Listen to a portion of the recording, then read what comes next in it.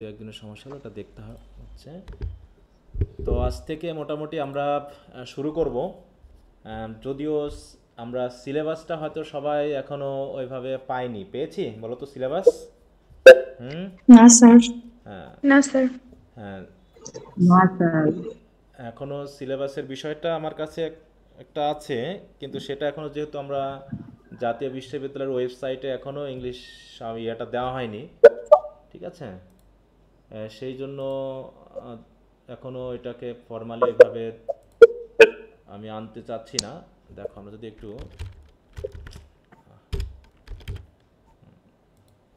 জাতীয় বিশ্ববিদ্যালয়ের ওয়েবসাইটে মোটামুটি এখনো কিছু বাকি আছে। বাংলা পর্যন্ত মনে হয় দিয়েছে নাকি? দেখো যেখানে বাংলা দিয়েছে, ও ইংলিশ দিয়েছে, সরি। এই তো সরি সরি সরি, আজকে এই যে ইংলিশ, হ্যাঁ আমি তো খেয়ালই করি না। দেখো বাংলা পর্যন্ত ছিলাম, কিছুক্ষণ আগেও তো চেক করলাম। এই যে দেখতে পাচ্ছ সবাই? জি স্যার। হ্যাঁ হ্যাঁ, এটাই তো এটা দিয়েছে। নামাই ফেলছি স্যার। হ্যাঁ হ্যাঁ হ্যাঁ হ্যাঁ, এটাই এটাই। হ্যাঁ, আমি তো ওয়েবসাইটে দেখছো আগে খেয়াল করি না, এই যে মনে হয় দিয়েছে। আজকে চেক করছিলাম সকালের দিকে, তখন দেয়নি। হ্যাঁ, তাহলে তখন ক্লাস নিচ্ছিলাম, দেখা হয়নি এর ভিতরে। এই যে তোমাদের সিলেবাসটা, হ্যাঁ আমি তাহলে গুগল ক্লাসরুমে দিয়ে দিব, একটা আছে ওটা। আহ, এখন একটু অন্য ডিজাইনের আমার কাছে যেটা আছে, সেখানে একটু পরিবর্তন এখানে করা হয়েছে। একটু হয়তোবা পরিবর্তন করে এভাবে দিয়ে দিয়েছে, তাও আবার প্রভিশনাল দেখানো হচ্ছে। হ্যাঁ। আচ্ছা, তো আমরা কিভাবে পড়বো, কোন কোন বিষয়টা পড়াবো, সেগুলো নিয়ে আজকে আমরা একটু কথা বলি। কারণ গতবারের থেকে একটু ডিফারেন্ট। হ্যাঁ, আগে যেটা ছিল 2013-14 সেশন থেকে, তার থেকে একটু ভিন্ন। এখানে কয়েকটা জিনিস একটু যুক্ত করা হয়েছে, যেগুলো হয়তোবা আমার পক্ষে, হ্যাঁ, পড়ানো, হয়তো যে পড়াতে পারবো না তা না, কিন্তু আমি ওগুলো পড়ানোর দায়িত্বটা নিলে হয়তো তোমাদেরকে ঠকানো হবে।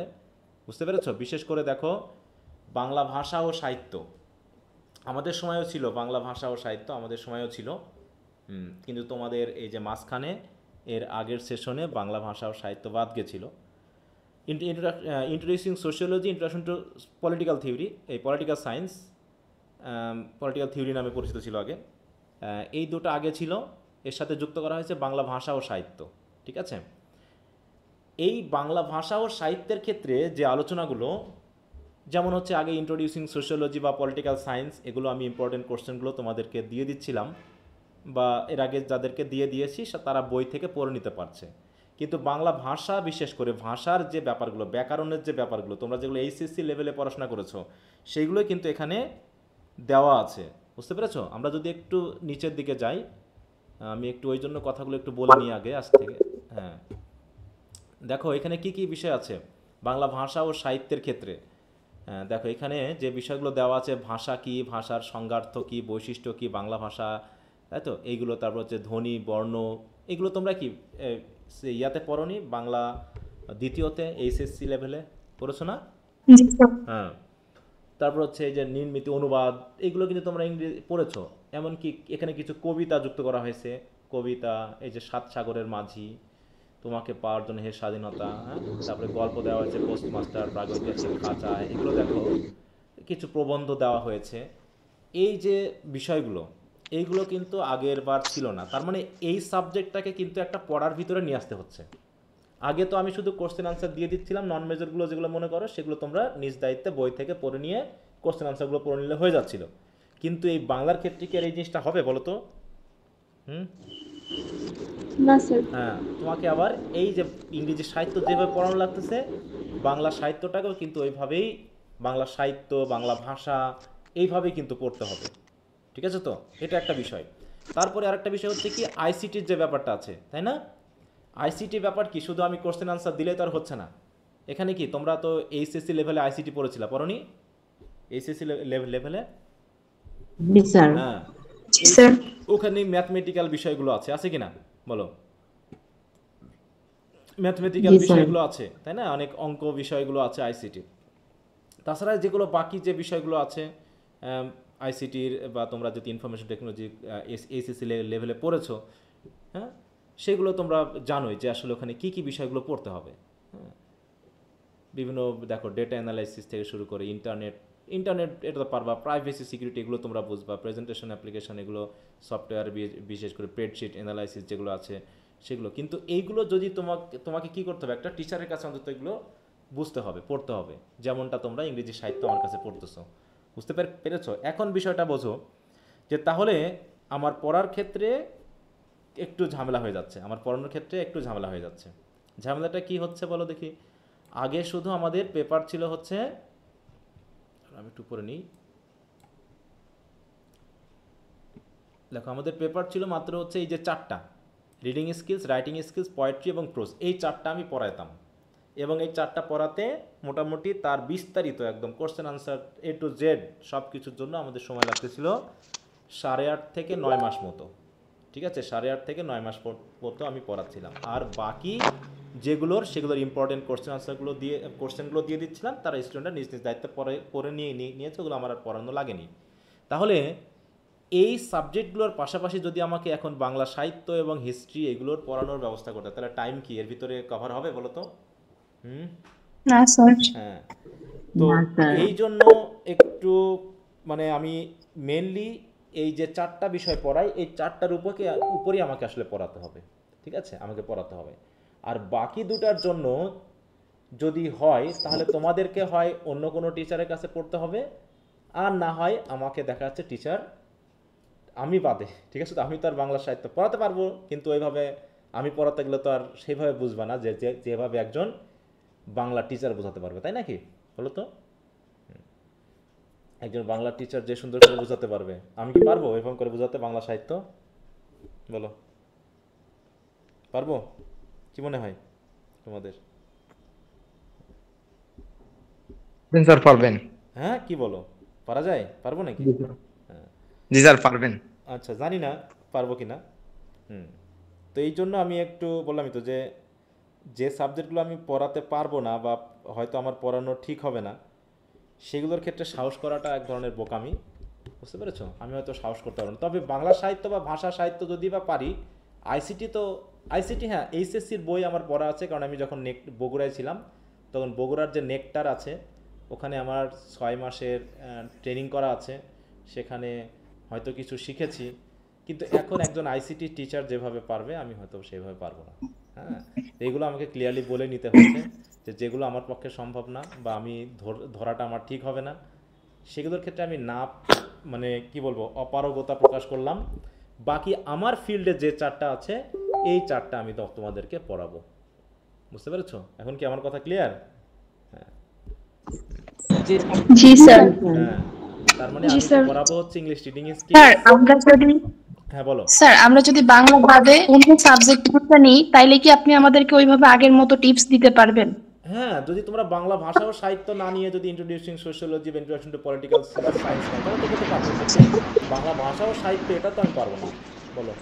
জি স্যার, বুঝতে আমি এই পারছি। ক্ষেত্রে বলছি পারবো না যে আমার আসলে টিচার হিসাবে বাংলা সাহিত্যে হাত দেওয়া ঠিক হবে না। আমি যে পারবো না সেটা বলছি না, কিন্তু আমি ওটা তোমাদেরকে যেহেতু এটা অনার্স লেভেলে যেভাবে পড়াশোনা করা উচিত, যেখানে ঘাটতি থাকবে না, একজন টিচারের কাছে বাংলা টিচারের কাছে পড়লে যে ধরনের হেল্প পাবা আমার কাছে নিশ্চয়ই ওইভাবে হয়তো নাও পেতে পারো।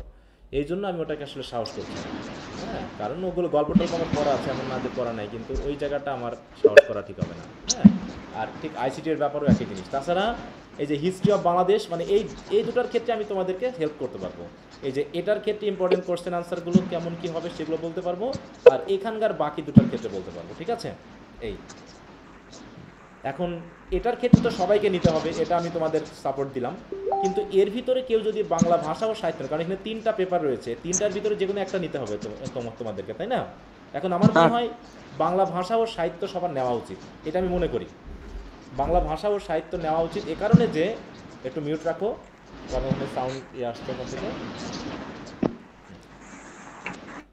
আচ্ছা, বাংলা ভাষা ও সাহিত্য নিলে তোমাদের যে উপকারটা হবে সেটা হলো যে পরবর্তীতে কেউ যদি বাংলা সাবজেক্টে মাস্টার্স করতে চাও পরবর্তীতে কখনো, তাহলে বাংলা ভাষা ও সাহিত্য থাকলে, কারণ অনার্সে যার 100 মার্কের থাকবে সে সেই বিষয়ে মাস্টার্স করতে পারবে। কি কথা বুঝতে পারছো? তো সেই হিসেবে বাংলা ভাষা ও সাহিত্য তোমাদের নেওয়া উচিত আমি মনে করি। সহজ বলে না বা কঠিন বলেও না, এটা একটা প্রয়োজন। সাথে সাথে পরবর্তী চাকরির পরীক্ষায় এই ইন্ট্রোডিউসিং সোশিওলজি বা ইন্ট্রোডাকশন টু পলিটিক্যাল থিওরি বা সায়েন্স, এগুলো পড়ে যতটুকু না উপকার পাবা, বাংলা ভাষা ও সাহিত্য পড়ে কিন্তু ততটুকু উপকার তোমরা কিন্তু পাবা, যেটা হচ্ছে চাকরির পরীক্ষাগুলোতে। আমার কথা কি বুঝতে পারছো?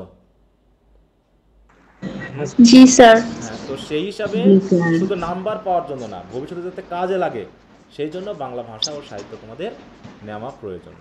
হুম, আচ্ছা, স্যার হ্যাঁ বলো।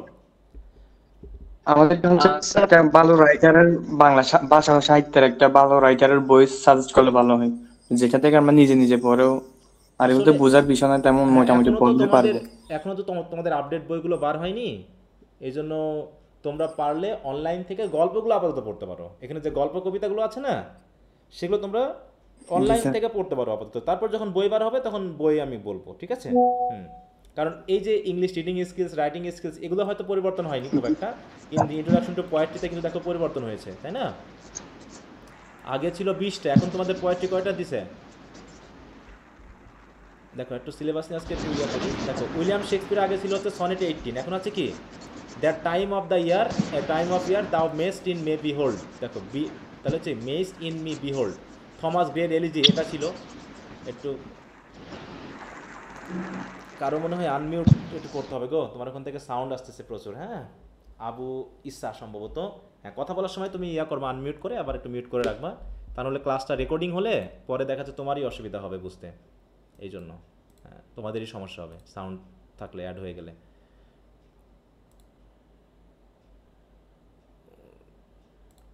সরি, এই যে তো যাই হোক, যেখানে দেখো এখানে যদি একটু খেয়াল করো, তাহলে কবিতা আছে টোটাল 1টা 2টা 3টা 4টা 5টা 6টা 7টা 8টা 9টা 10টা 11 12 13 14 15 16 17টা। হ্যাঁ, 17টা তোমাদের লিটারি টার্মসগুলো একই রকম আছে, ওগুলো পরিবর্তন খুব একটা করেনি, এখানে দু একটা অ্যাড করেছে সম্ভবত। তাছাড়া কবিতা আগে ছিল 20টা, এখন করছে 17টা। তারপরে প্রোজে তোমাদের আগে ছিল 13টা, এখন করেছে মনে হয় কয়টা, 10টা না কয়টা দেখি, 1টা 2টা 3টা 4টা। নন ফিকশনে গেছে 1টা 2টা 3টা 4টা, আগে ছিল 6টা, এখন করেছে 4টা। ফিকশনে কয়টা, 1টা 2টা 3টা 4টা, তাহলে 4 4-এ 8 আর একে 9টা। হ্যাঁ 9টা, আগে ছিল 13টা। একটা নভেল ছিল, সেটা হচ্ছে সাইলাস মার্নার, সেটা বাদ দিয়েছে, বাদ দিয়ে এখন আর কে নারায়ণের দ্য গাইডটা অ্যাড করা হয়েছে। এই হচ্ছে বিষয়। আর ওদিকে তোমাদের রিডিং স্কিলস বা রাইটিং স্কিলসের যে বিষয়গুলো থাকবে, সেগুলো তো অনেকটা আগের মতোই, সেখানে খুব একটা সমস্যা নেই। তো এখন যে বিষয়গুলো আমাদের বলা দরকার আমি একটু বলে দিলাম, যে কোন সাবজেক্টগুলো আমি আসলে পড়াতে পারবো আর কোনগুলো পড়াতে পারবো না। স্যার আমাদের কি কিছু অ্যাড হয়েছে নতুন করে কবিতা বা প্রোজে ওখানে? না, সেটাই তো আমি তোমাদের বললাম, পরিবর্তন তো হয়েছে, আমি তো বললাম, ঠিক আছে? তো আগে যা ছিল তার থেকে পরিবর্তন হয়েছে, আগের কিছু আছে আবার নতুন কিছু অ্যাড করেছে, ঠিক আছে? যেমন ধরো এই যে এখানে উইলিয়াম ওয়ার্ডসওয়ার্থের এই কবিতাটা পরিবর্তন হয়েছে, আগে ছিল সনেট 18, কিন্তু থমাস গ্রের এলিজি রিটেন কান্ট্রি চার্জের আগে ছিল। যেমন ক্রিস্টিয়ানা রোসেটি বলে ছিল না আগে, এখন এসেছে। এডগার অ্যালেন পোর আগে ছিল না, এখন এসেছে। ডাব্লিউবিএসের এই যে আপিয়ার ফরম্যাট, এটা ঠিক আছে, কিন্তু রবার্ট ফ্রস্ট দেখেন এখানে মাত্র কবিতা যে কটা আছে তার ভিতর হয়তো অর্ধেকও না, মানে রিপিট আছে খুব কম, অধিকাংশ কিন্তু নতুন দেওয়া হয়েছে। অতএব আগে কি ছিল এখন কি এসেছে ওগুলো জেনে তো আমাদের লাভ নাই, আছে বলো? ওগুলো নিয়ে তো কথা বলে আমাদের কোনো লাভ নাই। এখন আমাদের মনে করতে হবে এটাই তোমাদের সিলেবাস, এটা তোমাদেরকে পড়তে হবে। এমন তো না যে তোমরা আগে পড়েছো তার জন্য কম বেশি করে এলোমেলো হবে, তা না, এটাই তোমাদের সিলেবাস, এইভাবে তোমাদের এখন পড়া শুরু করতে হবে। হ্যাঁ বলো, কেউ কিছু বলতে স্যার, চাচ্ছো? হ্যাঁ, এই যে সিলেবাসে যে নামগুলোর নিচে বইয়ের নামগুলো দিছে, ওইখান থেকে যে কোনো একটা কিনলে হবে? না অনেক না রাইটারের বইয়ের নাম দেখলাম। না না, ওগুলো তোমাদের কেনার দরকার নেই। এখান থেকে যা বলা হয়েছে এগুলো তোমাদের কেনার দরকার নেই, ঠিক আছে? তো এখানে রিকমেন্ডেড করা হয়েছে, এগুলো দরকার নেই, এগুলো হচ্ছে জাস্ট ক্রিটিক্যাল রাইটিং। তোমাদের জন্য আদার বই বার হবে, একটু ওয়েট করতে হবে 1-1.5 মাস মোটামুটি, ঠিক আছে? তো মানে বই হাতে পাওয়ার জন্য স্যার, কমপক্ষে 1 মাস ওয়েট করতে হবে এখন। পুরাতন বই কিনতে হবে না? না না, পুরাতন বইয়ে তো হবে না, ওই তো বললাম যে 2-1টা মিল পাবা, বাকি অধিকাংশ তো নতুন। আচ্ছা, ওই জন্য আচ্ছা, স্যার। এখন বই কেনার দরকার নেই, আমি তোমাদেরকে পিডিএফ সব দিয়ে দিব, অতএব বই কেনার আপাতত দরকার নেই, ঠিক আছে তো? মানে বইয়ে যা থাকবে, যা যা লাগবে তা আমি তোমাদেরকে পিডিএফ আকারে সব দিয়ে দিব, মনে থাকবে? যা পড়াবো তা আমি পিডিএফ আকারে সব দিয়ে দিব, বইয়ের দরকারই হবে না অনেকটা। হয়তো রাইটিং স্কিল এবং রিডিং স্কিলসে কিছুটা হতে পারে, প্রোজ পোয়েট্রিতে মনে হয় না বইয়ের খুব একটা প্রয়োজন হবে। তারপরে তোমরা কিনবা বই তোমাদের প্রয়োজনে, মনে থাকবে? হ্যাঁ হ্যাঁ।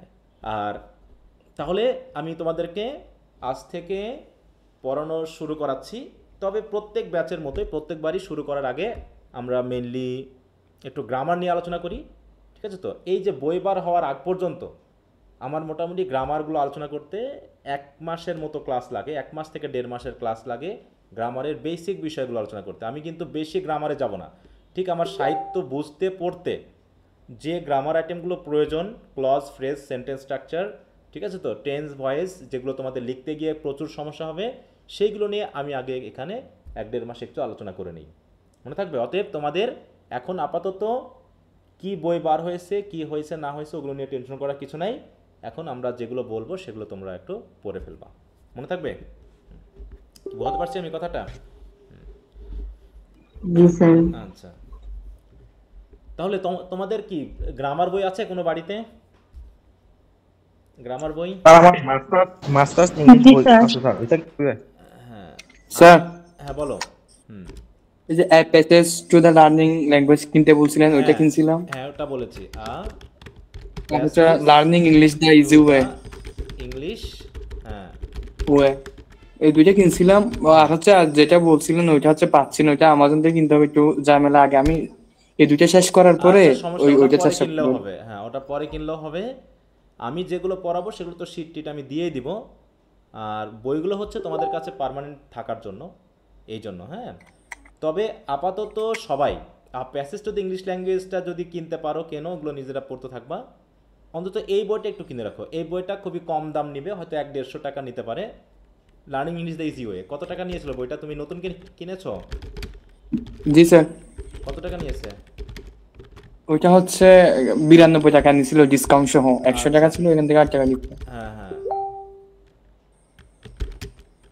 এইটা ঠিক আছে তো? হ্যাঁ, learning English the easy G way, sir.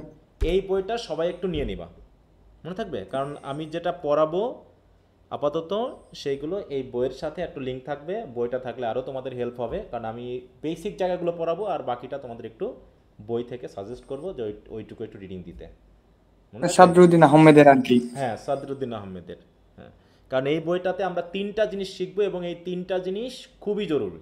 ইংলিশের স্টুডেন্ট হিসাবে তোমাদের এই 3টা জিনিস বোঝা, জানা খুবই জরুরি। সেটা হলো সেন্টেন্স স্ট্রাকচার, ফ্রেজ এবং ক্লজ, এই 3টা।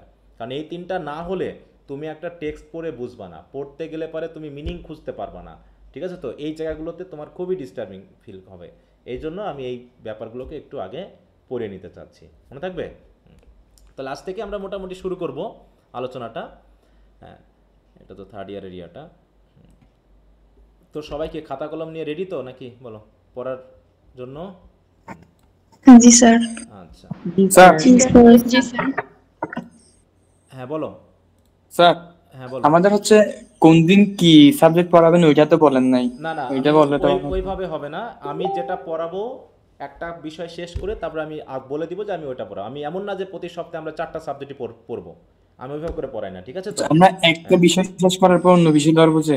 হ্যাঁ, মানে একটা বিষয় না, মানে মনে করো আমরা কবিতা হয়তো 3টা পড়ে ফেললাম বা 4টা, একই সাইজে মানে একই ধরনের যে কবিতাগুলো সেগুলো পড়ে ফেললাম, পড়ে তারপরে প্রোজে গেলাম, প্রোজে হয়তো 2টা বা 3টা পড়লাম, তারপরে আবার চলে গেলাম। এইভাবে করে দেখা যাচ্ছে আমরা চক্রাকারে 3 চক্রে শেষ করি, ঠিক আছে তো? 3 চক্র হয়। হ্যাঁ, যাতে আমরা সবগুলোই মোটামুটি সময়ের সাথে সাথে শেষ করতে পারি। কারণ প্রতি সপ্তাহে যদি একটা করে সবগুলোই আমরা চক্র দিতে যাই তাহলে আমাদের হবে না, মনে থাকবে? কারণ একটা গল্প যখন ধরবো তখন গল্পটা শেষ করব, শেষ করে তার কোশ্চেন আনসারগুলো দিব, কোশ্চেন আনসারগুলো তোমাদেরকে রিডিং করাই নিব, তারপরে আমরা আরেকটা টপিকে যাব, এরকমভাবে। বুঝতে পেরেছো? স্যার সবগুলো বই তো কিনে ফেলছিলাম, এখন রিডিং স্কিলস, রাইটিং স্কিলস কি নতুন করে কেনা লাগবে নাকি শুধু পোয়েট্রি আর প্রোজের বইটাই নতুন করে কিনলে হবে? এখন রিডিং স্কিলসের বইটা নতুন বার হোক, যে কোনো বিশেষ আপডেট আছে কিনা, পরিবর্তন আছে কিনা, তাই না? এটা তো বলতে পারছি না, যখন আপডেট করবে কিনা তা বলতে পারছি না। যেমন আমি দোকানে কিছু কথা বলেছিলাম যে স্যার একটু কয়েকদিন পরে কেনেন, বুঝতে পেরেছো? বা ইয়াতে বলেছিলাম, বলছি আমরা ওটা বের করতে একটু সময় লাগবে, এই জন্য বই তোমাদের না কেনার দরকার নেই, তবে প্রোজ এবং পোয়েট্রিটা ফেরত দিয়ে দিও, ঠিক আছে তো? কারণ ওটা তো একদমই মানে চলবে না। কিন্তু রিডিং এবং রাইটিং স্কিলসের যেহেতু পরিবর্তনটা হয়নি, হয়তো কিছু যদি প্যাসেজ ট্যাসেজ এদিক ওদিক করে তো করতে পারে, তা না হলে পুরোনোটাই চলতে পারে। এই জন্য তোমাদের আমি জি নিষেধ করতেছি, স্যার। এখনই কেনার দরকার নেই, আরও একটু ওয়েট করো, এই মাসটা অন্তত ওয়েট করো। হ্যাঁ, জি স্যার। আচ্ছা আচ্ছা, আর যদি কারো কোনো কথা থাকে বলে ফেলো, তারপরে আমি আমার পড়াতে ঢুকে যাই আজকে। হ্যাঁ,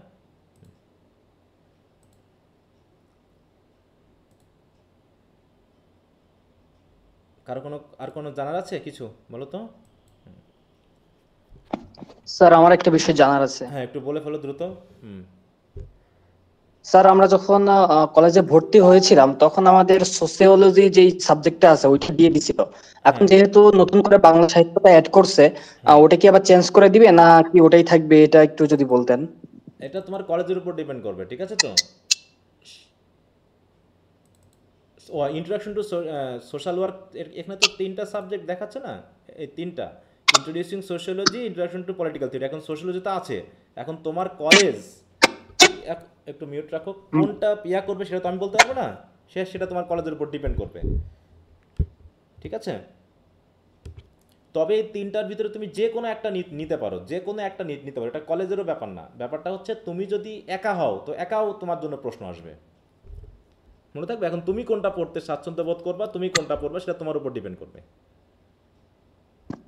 জি স্যার, বুঝতে পেরেছি। বুঝতে পেরেছো? হ্যাঁ, আমার যেটা সাজেশন সেটা হলো, যদি পারো বাংলা ভাষা ও সাহিত্য এটা নিও, এটা কাজে লাগবে তোমার। হ্যাঁ, আর বাকিগুলো খুব একটা দেখাচ্ছে পরবর্তী ধাপের জন্য কাজে লাগে কম। জি স্যার। আচ্ছা, আর কারো বলো।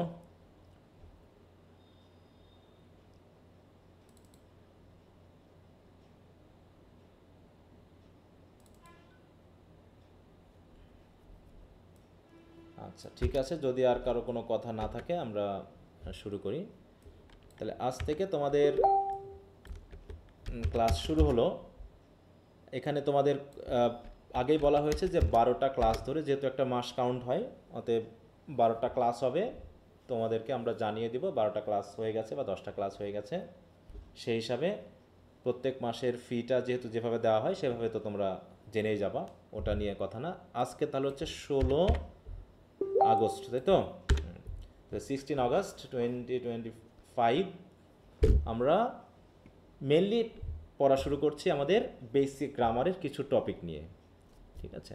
আমরা প্রথমে যেটা শিখবো সেটা হচ্ছে সেন্টেন্স স্ট্রাকচারের ব্যাপার, কারণ সেন্টেন্স স্ট্রাকচারের সাথে ফ্রেজ এবং ক্লজটা কিন্তু যুক্ত আছে। হ্যাঁ, তো সেই জন্য আমাদের প্রথমে সেন্টেন্স স্ট্রাকচারটা আমরা দেখব।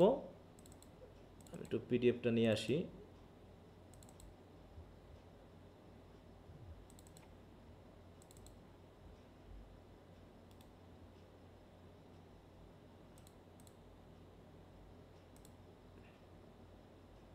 সেখানে আছে।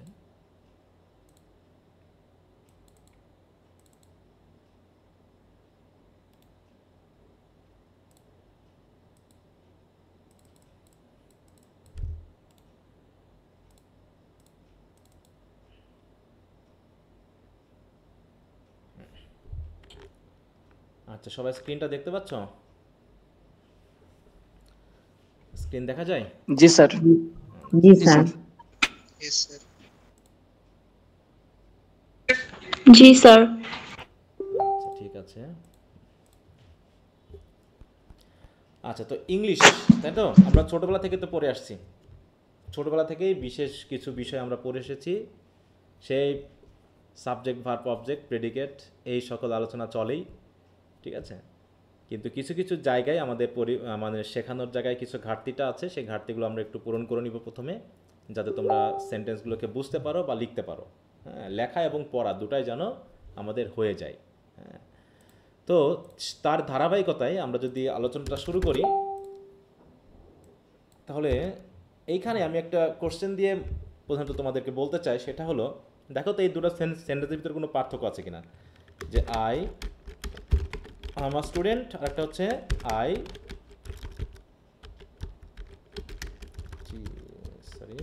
টিচ আ স্টুডেন্ট। এই দুটার মধ্যে কি কোনো পার্থক্য আছে? জি স্যার আছে। হ্যাঁ, কোন জায়গায় পার্থক্য? স্যার ফার্স্ট সেন্টেন্সে আই এম এ স্টুডেন্ট, এখানে আই সাবজেক্ট এবং স্টুডেন্ট এটা হচ্ছে কমপ্লিমেন্ট। হুম। আর আই টিচ আই স্টুডেন্ট, এখানে আই এর এটা সাবজেক্ট আর আই স্টুডেন্ট এখানে অবজেক্ট হিসেবে কাজ করছে। মানে মূল কথা হলো, হ্যাঁ সাবজেক্ট অবজেক্ট তো অবশ্যই, ওটা আমি পরে বলতে যাচ্ছি। সেটা হলো প্রথমত যেটা বলতে যাচ্ছি সেটা হলো যে সাবজেক্ট এবং পরবর্তী যাকে আমি বলতেছি সেই দুইজন একই জন নাকি অন্যজন, তাই না? একটা জিনিস দেখো তো, আই এবং এই স্টুডেন্ট এই দুইজন কি একই জনকে বোঝাচ্ছে না ভিন্ন জনকে বোঝাচ্ছে? একই জন। একই জনকে। একই জন না? আর স্টুডেন্ট বলে যাকে বোঝাচ্ছে আর আমি বলতে যাকে বোঝাচ্ছে, দুইজন কিন্তু একই না? হ্যাঁ, একই জন। আর এখানে কি দুইজন কি একই জন?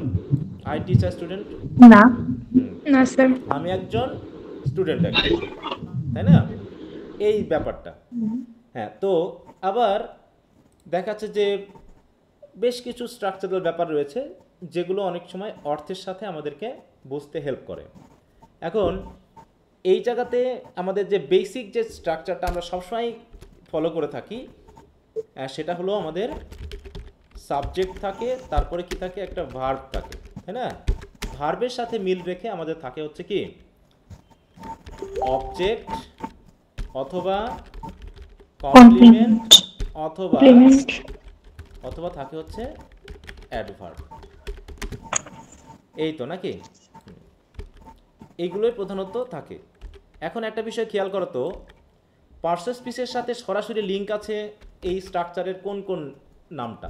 পার্সেস পিস কত প্রকার? আমরা জানি পার্সেস পিস কত প্রকার? 8 প্রকার। হ্যাঁ, এখন অনেক প্রকারের হয়েছে, পার্সেস পিসের আধুনিক আয়ন হয়েছে অনেক, তো ওটা নিয়ে আমরা এখন কথা বলতে আসছি না। আমরা জাস্ট এটুকু বলতে যাচ্ছি যে সাবজেক্ট নামে কি কোনো পার্সেস পিস আছে বলো তো? না স্যার, না স্যার, তাহলে না স্যার, subject কিন্তু নামে নেই। সাবজেক্ট দুইটা পার্টস অফ স্পিচ হচ্ছে সাবজেক্টের জায়গায় বসতে পারে, একটা নাউন আর একটা প্রোনাউন। হ্যাঁ, তাই বলছি দেখো, সাবজেক্ট অবজেক্ট এবং কমপ্লিমেন্ট এই তিনটা নামে কিন্তু কোনো পার্সেস পিস নাই। তার মানে এই জায়গাগুলোতে আমার একের অধিক পার্সেস পিস বসতে পারে, তাই তো? যে সাবজেক্ট জায়গাতে যা বসবে তার ভিতরে একের অধিক পার্সেস পিস নামকরণ হতে পারে, এমন ওয়ার্ড বসতে পারে, অবজেক্টও বসতে পারে, কমপ্লিমেন্টেও বসতে পারে। কিন্তু ভার্বের জায়গায় ভার্বই বসবে, অ্যাডভার্বের জায়গাতে অ্যাডভার্বই বসবে। তার মানে এই দুটো কিন্তু পার্সেস পিসের সাথে আমাদের লিঙ্ক আছে, কিন্তু সাবজেক্টের সাথে বা অবজেক্টের সাথে বা কমপ্লিমেন্টের সাথে নেই। তাহলে আমি এই জায়গায় একটু দেখিয়ে দিতে চাচ্ছি, দেখো সাবজেক্টের জায়গাতে আমাদের বসতে পারে হচ্ছে নাউন অ্যান্ড প্রোনাউন। অবজেক্টের জায়গাতে কি কি বসতে পারে? নাউন অ্যান্ড প্রোনাউন, তাই না? মানে নাউন যেখানে বসে সেখানেই তো প্রোনাউন বসতে পারে, এই তো নাকি? আর কমপ্লিমেন্টের জায়গায় কি কি বসতে পারে? Noun, pronoun, adjective and adverb. দেখো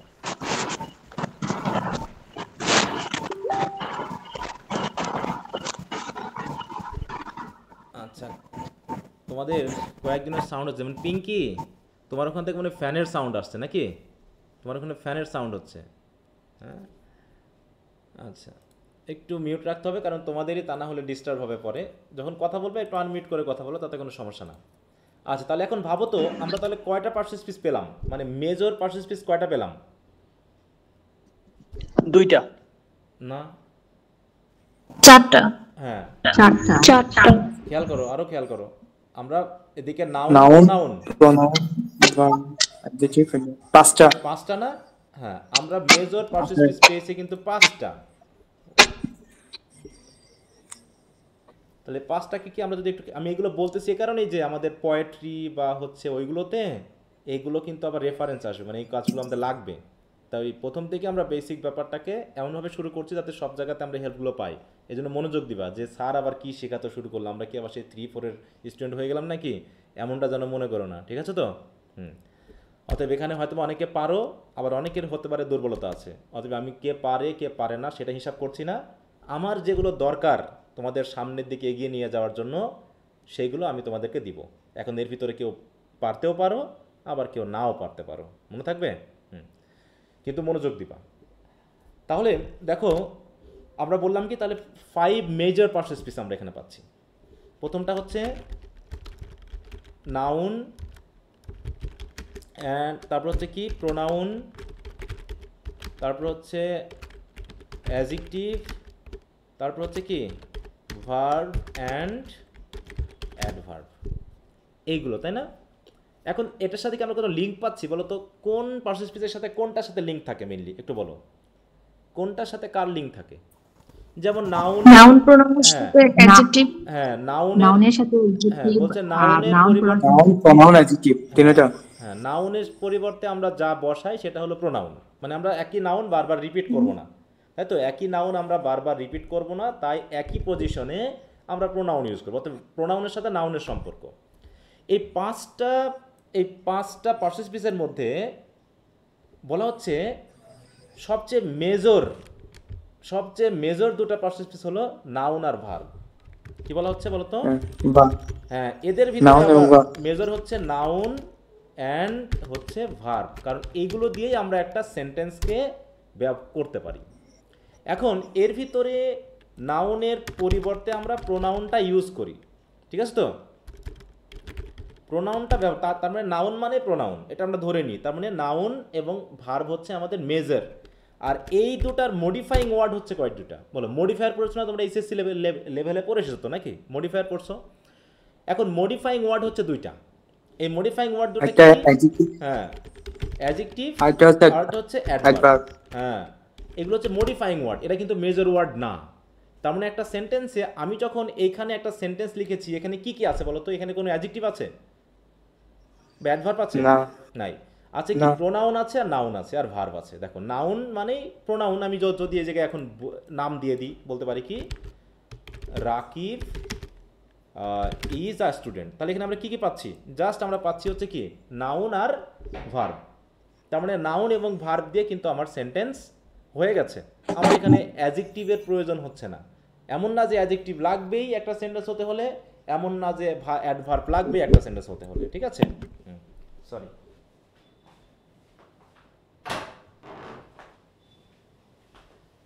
তাহলে আমার সবচেয়ে মেজর ওয়ার্ড হচ্ছে কোন দুইটা? নাউন এবং প্রোনাউন, নাউন এবং ভার্ব। হ্যাঁ, আর অ্যাডজেক্টিভ হচ্ছে নাউন প্রোনাউনের মডিফায়ার, তাই তো? অ্যাডজেক্টিভ হচ্ছে কি? অ্যাডজেক্টিভ কি করে? মডিফাইস নাউন এবং প্রোনাউনকে মডিফাই করে, মডিফাইস নাউন অ্যান্ড প্রোনাউন। আর অ্যাডভার্ব একটা মডিফাইং ওয়ার্ড, তাহলে সে কাকে কাকে ভার্বকে, হ্যাঁ না স্যার, প্রথমে আসে অ্যাডজেক্টিভকে। আমরা আগে অ্যাডজেক্টিভ কি করে? আসি অ্যাডজেক্টিভ এন্ড ভার্ব, তারপর হচ্ছে ভার্ব, তাই তো?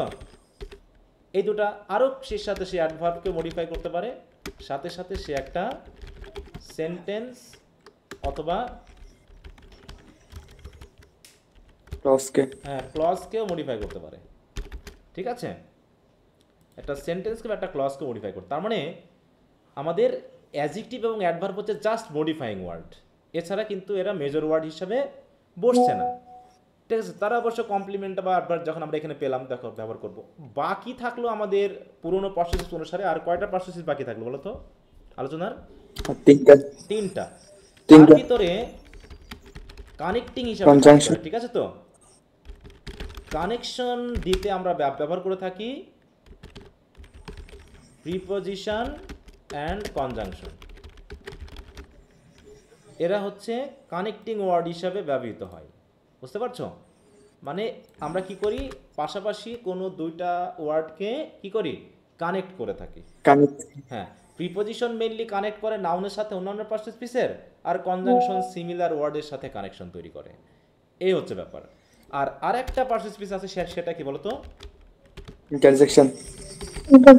ইন্টারজেকশন, যার কাজ হলো কি, যার কাজ আসলে সেন্টেন্সের মধ্যে তেমন কিছু না, তার কাজ হলো আলাদা করে বসে একটা সেন্টেন্স আসলে তার ভিতরে যে আবেগীয় ব্যাপারটা, সেই বাক ব্যাপারটাকে প্রকাশ করা, হ্যাঁ একটা সেন্টেন্সের বাক হ্যাঁ কেমন এটা প্রকাশ করা। হ্যাঁ, যে সেটাকে একটা সেন্টেন্সের ভিতরে যদি কোনো আবেগী ব্যাপার থাকে, সেই আবেগী ব্যাপারটাকে একটা ওয়ার্ড দিয়ে এক্সপ্রেশন দিই। এছাড়া ইন্টারজেকশন মূল সেন্টেন্সের কোনো কিছু হিসাবে কাজ করে না। দেখো, এই হলো পার্সেস পিসের একটা ব্যাপার। তাহলে আশা করি তোমরা বুঝতে পেরেছো। তাহলে পার্সেস পিস 8 প্রকারকে আমরা বিভিন্নভাবে দিক থেকে বোঝানোর চেষ্টা করালাম যে আসলে কার সাথে কার রিলেশন। তাহলে সাবজেক্টের সাথে রিলেশন হচ্ছে নাউন প্রোনাউনের, অবজেক্টের সাথে রিলেশন হচ্ছে নাউন প্রোনাউনের, কমপ্লিমেন্টের সাথে রিলেশন হচ্ছে নাউন প্রোনাউন অ্যাডজেক্টিভ অ্যাডভার্বের, আর অ্যাডভার্বের রিলেশন তো শুধু অ্যাডভার্বের সাথে, ভার্বের রিলেশন তো ভার্বের সাথেই। ঠিক আছে তো? তাহলে এর ভিতরে আমরা এই যে সেন্টেন্স স্ট্রাকচার পাচ্ছি, এই সেন্টেন্স স্ট্রাকচারে আমরা টোটাল 5টা ভাগ পাই, তাই তো? মানে সবসময় যে 5টা ভাগ থাকবে তা না, কিন্তু টোটালি আমরা 5টা নাম এভাবে পেয়ে থাকি। এখন দেখো, এই নামগুলো আমরা কোথায় পাচ্ছি? সাবজেক্টে পাচ্ছি, ভার্বে পাচ্ছি, নাকি ভার্ব পরবর্তী যে বাড়তি অংশটা আছে সেটাতে পাচ্ছি নামগুলো আলাদা আলাদা? এই আলাদা নামগুলো আমরা কোথায় পাচ্ছি? দেখো, ভার্ব পরবর্তী অংশে, তাই না? অনেক সময় আমরা এটাকে কি বলে থাকি বলতো? এক্সটেনশন। এক্সটেনশন বলে থাকি। এক্সটেনশন। হ্যাঁ, অনেক সময় আমরা এগুলোকে এক্সটেনশন বলে থাকি। এখন এই এক্সটেনশনের ব্যাপারটা আসলে এক্সটেনশন বললে কেমন জানি হয়। আসলে এখানে যে অবজেক্ট, কমপ্লিমেন্ট বা অ্যাডভার্ব পাচ্ছি না, এইগুলো মেনলি ভার্বের সাথে রিলেশন আছে নাকি সাবজেক্টের সাথে রিলেশনশিপ আছে তার উপরে নামকরণটা হয়ে থাকে। ঠিক আছে তো? যে আমি যে অবজেক্টটা বসাচ্ছি সেগুলো কিভাবে বসে, কমপ্লিমেন্টটা কিভাবে সেন্টেন্সে বসে, অ্যাডভার্বটা আমরা সেন্টেন্সে কিভাবে পাই, এই বিষয়গুলো আমাদের ভার্ব এবং সাবজেক্ট এদের সাথে কেমন সম্পর্ক আছে, কেমনভাবে রিলেটেড আছে, সেইগুলোর উপরে আমাদেরকে ডিপেন্ড করতে হচ্ছে। সেইগুলোর মাধ্যমে আমাদের আসলে বুঝতে হচ্ছে। হ্যাঁ, তো প্রথমেই তোমাদের কাজ হবে, তোমাদের যদি কোনো গ্রামার বই থাকে বা ছোটোবেলার যে অ্যাডভান্স বা অন্যান্য যে বইগুলো আছে ছোটোবেলার, ঠিক আছে তো? অনেকের গ্রামারের কিন্তু প্রচুর দুর্বলতা ধরা পড়ে আর কি। আমি জানি না এখন পর্যন্ত তোমাদের গ্রামারের কার কোন দুর্বলতা আছে, সেটা আমি জানি না। যদি তোমাদের কারো passage to the English language বইটা থাকে, তাহলে তোমরা পার্সেস পিস নিয়ে একটু পড়তে শুরু করবা। ঠিক আছে তো?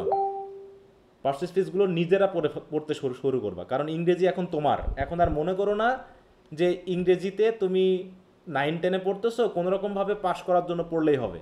এখন কি আর এরকম করে পড়লে হবে? বলো, যে পাস করার জন্য পড়লেই হবে? এখন কি আর হবে এরকম কিছু? না, এখন ইংরেজিটা না, তোমাকে স্যার। ভালো মতো শিখতে হবে, ভালো করে পড়তে হবে, এবং পড়তে পড়তে যদি কোথাও সমস্যা হয় সেগুলো টিচারকে জিজ্ঞাসা করে তোমার সমস্যাগুলো সমাধান নিয়ে নিতে হবে। টিচাররা আছে তোমাদের সমাধান দেওয়ার জন্য, এটা হচ্ছে মেন কথা। এখন সেটা ক্লাসে হোক, সেটা প্রাইভেটে হোক, সেটা তোমার বাড়িতে হোক, বা বড় ভাইদের দিয়ে হোক, যে কোনোভাবে হোক তোমাকে বিষয়টাকে বুঝে নিতে হবে। তাই বোঝার জন্য যা করা লাগবে তোমাকে তাই করতে হবে। তুমি বুঝছো না মানে তুমি বিপদে পড়বা, কোনো না কোনো সময় তুমি ধরা খাবা। এটা মনে রেখে পড়াশোনা করো। হ্যাঁ, যে যদি পড়াশোনা তুমি সিরিয়াসলি করতেই চাও, তাহলে প্রত্যেকটা ইংলিশ ম্যাটেরিয়ালসকে তোমার মতো করে তুমি গুছিয়ে নেওয়া শুরু করো, কারণ ইংলিশ তোমাকে খাওয়াবে, পড়াবে, সব কিছু করাবে। ওকে, তাহলে আমরা বললাম কি, যে তোমাদের নেক্সট কাজ থাকলো বাড়ির কাজ। তোমরা কমপক্ষে আগামী ক্লাসের মধ্যে নাউন প্রোনাউন নিয়ে, ঠিক আছে তো, বিস্তারিত পড়ে ফেলবা। নাউন এবং প্রোনাউন নিয়ে বিস্তারিত পড়ে ফেলবা। নাউন কাকে বলে, কত প্রকার, কি কি, প্রত্যেকটা নাউন আসলে কি কাজে লাগে, কিভাবে দেখতে লাগে, এগুলো সম্পর্কে একটা রিভিশন দিয়ে ফেলো। এবং তার সাথে সাথে সম্ভব হলে প্রোনাউনটা, ঠিক আছে, কারণ হয়তো একদিনে পারবা না, তাহলে আর একদিন সময় নিবা। দিয়ে যদি তোমাদের ওইখানে কোনো কিছু কনফিউশন থাকে, আমি কারণ নাউন পড়াবো না, কারণ ওগুলো ছোটোকালের ক্লাস, ওগুলো আমি এখন নিব না, কিন্তু তোমাদেরকে আমি পড়তে বলছি যাতে তোমাদের কোনো দুর্বলতা থাকলে স্যার আগামী ক্লাসে হয়ে যায়। শুধু নাউন দেন স্যার। হ্যাঁ বলো, আগামী ক্লাসে পড়া শুধু নাউন দেন, কারণ হচ্ছে এখানে এই বইটাতে হচ্ছে নাউনের অনেক বিস্তারিত ব্যাখ্যা যা বিস্তারিত পড়তে হবে। ওই জন্য আমি বললাম যে আমি দিয়ে রাখলাম, তোমরা আরো সময় নিবা, সমস্যা না। তোমরা এগুলো 1 বছর ধরে পড়বা, গ্রামারটা তোমরা 1 বছর ধরে পড়বা, কিন্তু গ্রামার বাদ দিও না প্লিজ। ঠিক আছে, আমি বারবার বলতেছি, যদি ভালো করতে চাও তাহলে গ্রামারকে বাদ দিয়ে না। এই জন্য আমি গ্রামারের স্যার। পড়া দিয়ে দিব, কিন্তু তোমরা নিজেরা বাড়ি থেকে পড়বা। হ্যাঁ বলো। স্যার আমাদের ভোকাবুলারি নিয়ে কিছু একটা বলেন, কারণ ভোকাবুলারিতে খুবই উইক বলতে গেলে, গ্রামার মোটামুটি পারা যায়। ভোকাবুলারি নিয়ে কিছুই বলার নেই। ভোকাবুলারি তুমি তো পড়বাই, তুমি যে গল্প কাহিনীগুলো পড়বা তা সে কি বাংলায় পড়বা না ইংরেজিতে পড়বা বলো? ইংলিশে পড়বো, কিন্তু হচ্ছে মানে অর্থ আমি যদি আগে থেকে জেনে থাকি কয়েক মানে কিছু শব্দের, তাইলে তো আমার থেকে পড়তে একটু মজা লাগবে। এখন আমি তুমি কি পড়ি জানো কিন্তু যে কোন ভোকাবুলারি থেকে বেরিয়ে তাহলে যায়। কোন ওয়ার্ডটা লাগবে তুমি কি জানো ওইখানে বলো? না স্যার, এরকম কিছু করা যায় না যাতে আমি কিছু মানে কিছুই করার স্পেসিফিক কিছু দরকার নেই তো। শিখলে কয়েকটা 1000 বা এরকম? অতি উত্তেজিত হয়ে না, অতি উত্তেজিত হয়ে না। ওই 1000 ওয়ার্ড মুখস্থ করে তোমার অযথা সময় নষ্ট হবে, কোনো কিছু দরকার নাই তো। তুমি তো প্রতিদিন 10-12টা করে মুখস্থই করবা, মানে মুখস্থ না, তুমি তো 10-12টা করে ওয়ার্ড প্রতিদিন দেখবাই। তুমি যখন গল্প কাহিনী শুরু করবা তুমি কি বাংলায় পড়বা? আমার কথা হলো বলো।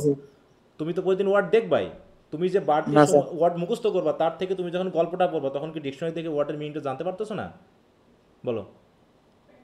কোনটা বেশি কাজে লাগবে, ওয়ার্ড মুখস্থ করা যে আদৌ ওই ওয়ার্ডটা তোমার লাগবে কি না, নাকি তুমি পড়তে পড়তে যে ওয়ার্ডটা শিখতে হবে সেটা কাজে লাগবে? কোনটা কাজে লাগবে বলো? পড়তে পড়তে যেটা শিখবো ওইটা। হ্যাঁ তাহলে সেটাই কাজে লাগবে। তাহলে অত টেনশন করতেছো কে? আমি তো বললামই তো যে তুমি যে ওয়ার্ড পড়বা সেই ওয়ার্ডের মিনিংটা তুমি ডিকশনারি থেকে তৎক্ষণাৎ জেনে নিবা। তোমাকে আলাদা করে 5000 ওয়ার্ড পড়বো স্যার, 1000 ওয়ার্ড মুখস্থ করবো, তারপর তুমি ওই ওয়ার্ডগুলোকে কাজে লাগাবা, ওইটা করে সময় নষ্ট করার কোনো কারণ নেই।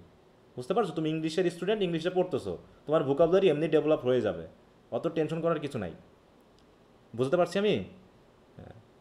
এই যে আজকে ক্লাস করতেছো জি আজকের স্যার। ব্যাপারটা আজ থেকে 3 মাস 4 মাস পরে গিয়ে ভাববা যে তোমার আসলে কাজটা হচ্ছে কিনা।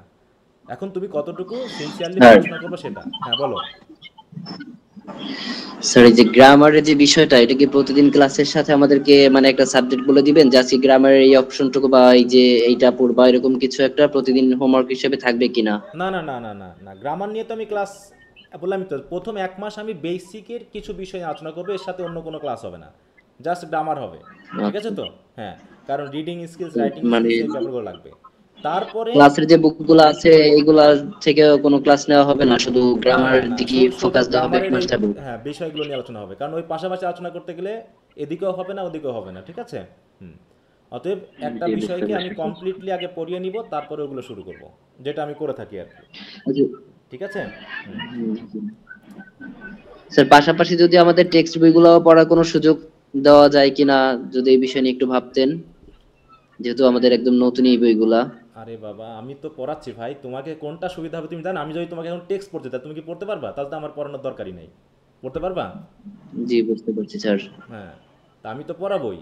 অতএব দেখা যাচ্ছে আধা ঘন্টা গ্রাম করতেছি, আধা ঘন্টা টেক্সট পড়তেছি, তাহলে তোমার কোনটা তুই কোনটা পড়াবো বলো?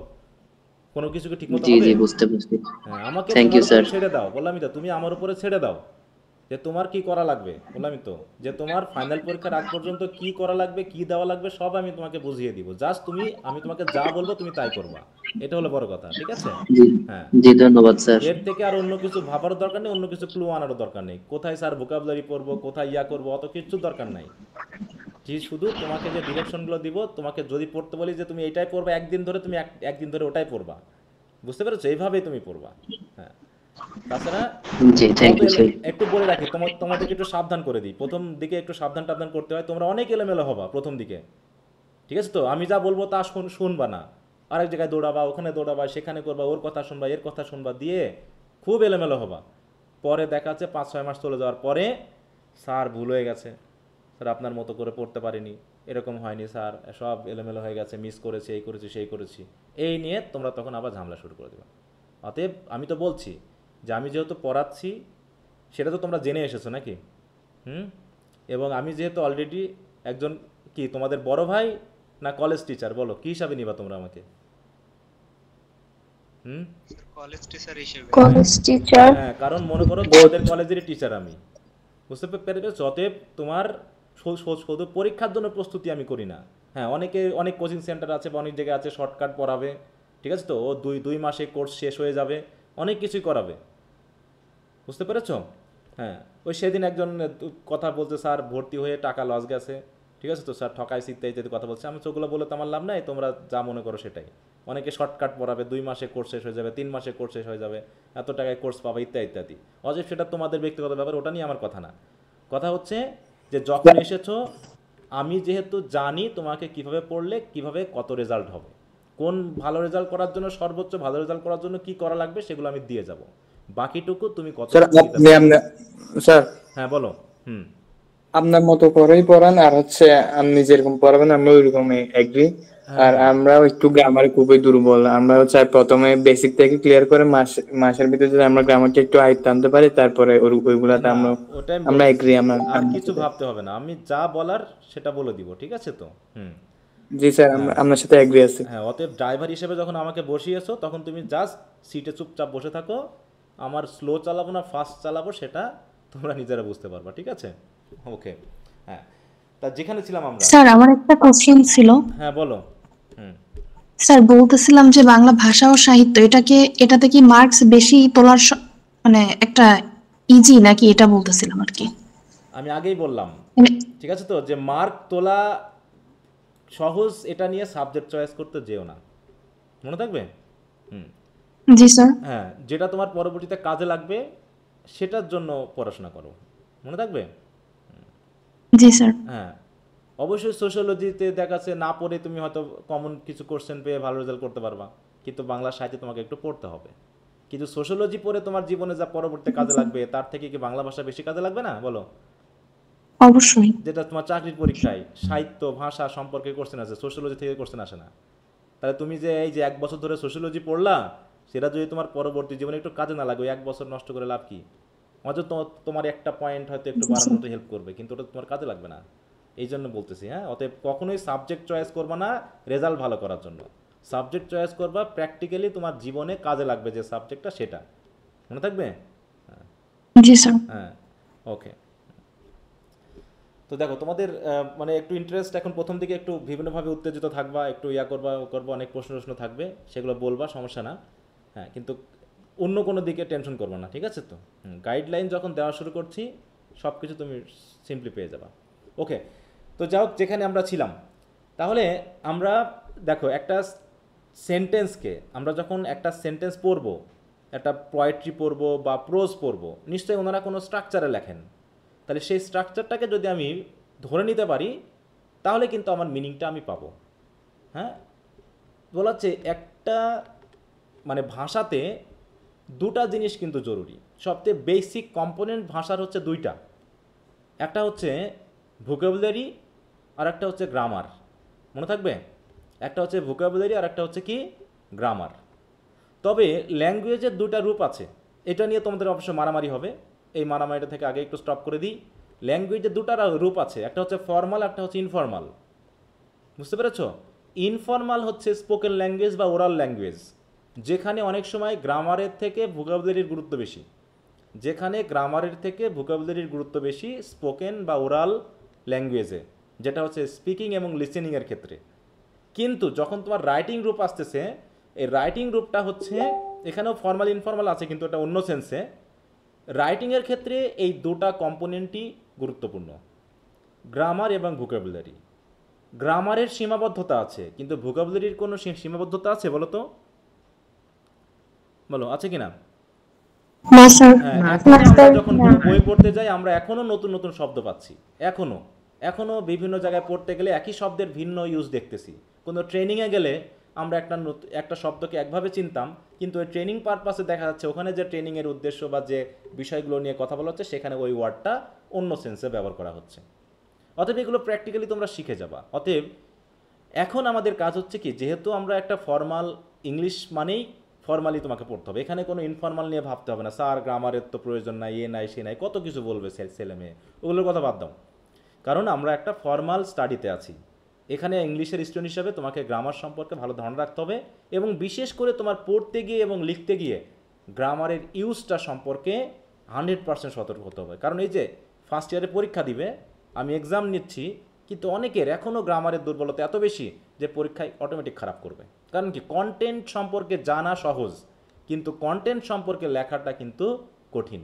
যে কোনো গল্প জানতে কয়দিন টাইম লাগে বলো?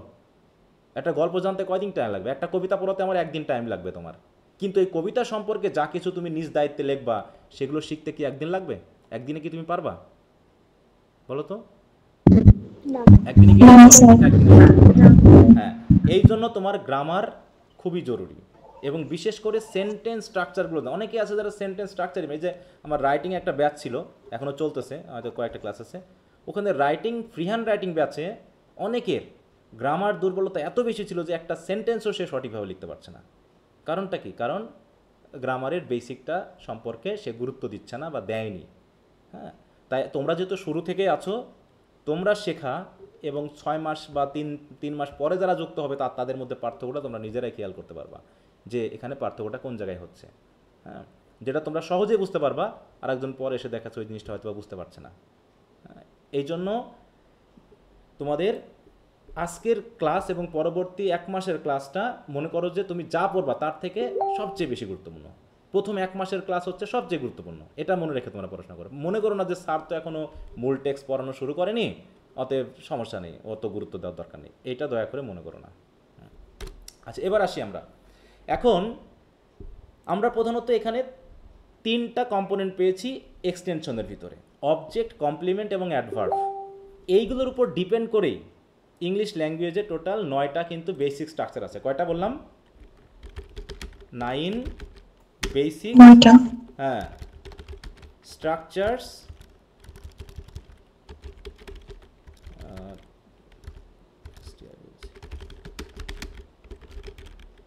দেখো, স্ট্রাকচারস অফ ডিক্লারেটিভ অথবা assertive sentence in English language. তাহলে 9 বেসিক স্ট্রাকচার আছে, এবং এইটা মেইনলি আলোচনা করা হয়েছে ওই যে English learning English the easy way, এই বইটা তোমরা একটু কিনে নিবা। এবং প্রত্যেকটা স্ট্রাকচারের 2টা করে চ্যাপ্টার আছে। প্রথম চ্যাপ্টারে স্ট্রাকচার নিয়ে বিস্তারিত আলোচনা আছে, দ্বিতীয় চ্যাপ্টারে গিয়ে এক্সারসাইজ আছে। যাদের কাছে বইটা আছে তারা হয়তো বইটা বার করলেই দেখতে পাবা, ঠিক আছে? বইটা এবং পার্শ্ব স্পেস নিয়ে সংক্ষেপে সুন্দর করে আলোচনা করা আছে। পার্শ্ব স্পেস নিয়েও কারো কাছে কি বইটা আছে? বলো। জি স্যার, আমার সামনে আছে এখন। হ্যাঁ, তো দেখো এখানে তুমি বের করলে বুঝতে পারবে প্রথম দিকে পার্শ্ব স্পেস আছে, তারপরে সেন্টেন্স স্ট্রাকচারের যে ব্যাপারগুলো সেগুলো নিয়ে ওখানে আলোচনা করা আছে। ওকে, তাহলে সেকশন 2 বা 3 তে 4 এ আছে তো। হ্যাঁ হ্যাঁ, তো আমি এখন এই জন্য দেখো আমাদের প্রথম আলোচনার বিষয়টা হচ্ছে যে এইভাবে আমরা প্রথমত এই যে সেন্টেন্সটা আমরা শিখলাম, একটা সেন্টেন্সকে আমরা কয়টা ভাগে ভাগ করি বলো তো? প্রথমে আমরা কয়টা পার্ট করি? 2টা পার্টে, তাই না? এই যে সেন্টেন্সটাকে যদি আমরা একটা ভাগ করি, এখানে 2টা পার্ট পাচ্ছি, মানে এই যে আমরা এই স্ট্রাকচারটা পাচ্ছি, এই স্ট্রাকচারকে আমরা 2টা অংশে ভাগ করছি। একটা হচ্ছে সাবজেক্ট, আর একটা হচ্ছে কি, হ্যাঁ, প্রেডিকেট। শুধু মুখস্থের জন্য পড়ো না, মুখস্থের জন্য পড়ো না। এবার প্রেডিকেট অংশের সবচেয়ে মৌলিক জিনিস কোনটা জানো? প্রেডিকেট অংশে যেটা বেসিক বা মৌলিক অংশ, সেটা কোনটা? ভার্ব। ভার্ব। ভার্ব হচ্ছে প্রেডিকেট অংশের মৌলিক বা বেসিক জিনিস। কারণ কি, ভার্ব থাকলেও একটা সেন্টেন্স হয়ে যায়, এক্সটেনশন না থাকলেও হয়। যেমন আমি যদি বলি আই গো, মানে আমি যাই, ঠিক আছে তো? বা আই অ্যাম গোয়িং, এখানে কি কি আছে বলো তো? এখানে কি কি আছে? সাবজেক্ট আছে, ভার্ব আছে, এখানে কিন্তু আর বাড়তি কিছু নাই। এখন যদি আমরা মনে করি যে আমি এখানে অ্যাড করব আই গো দেয়ার অথবা আই অ্যাম গোয়িং দেয়ার, ঠিক আছে?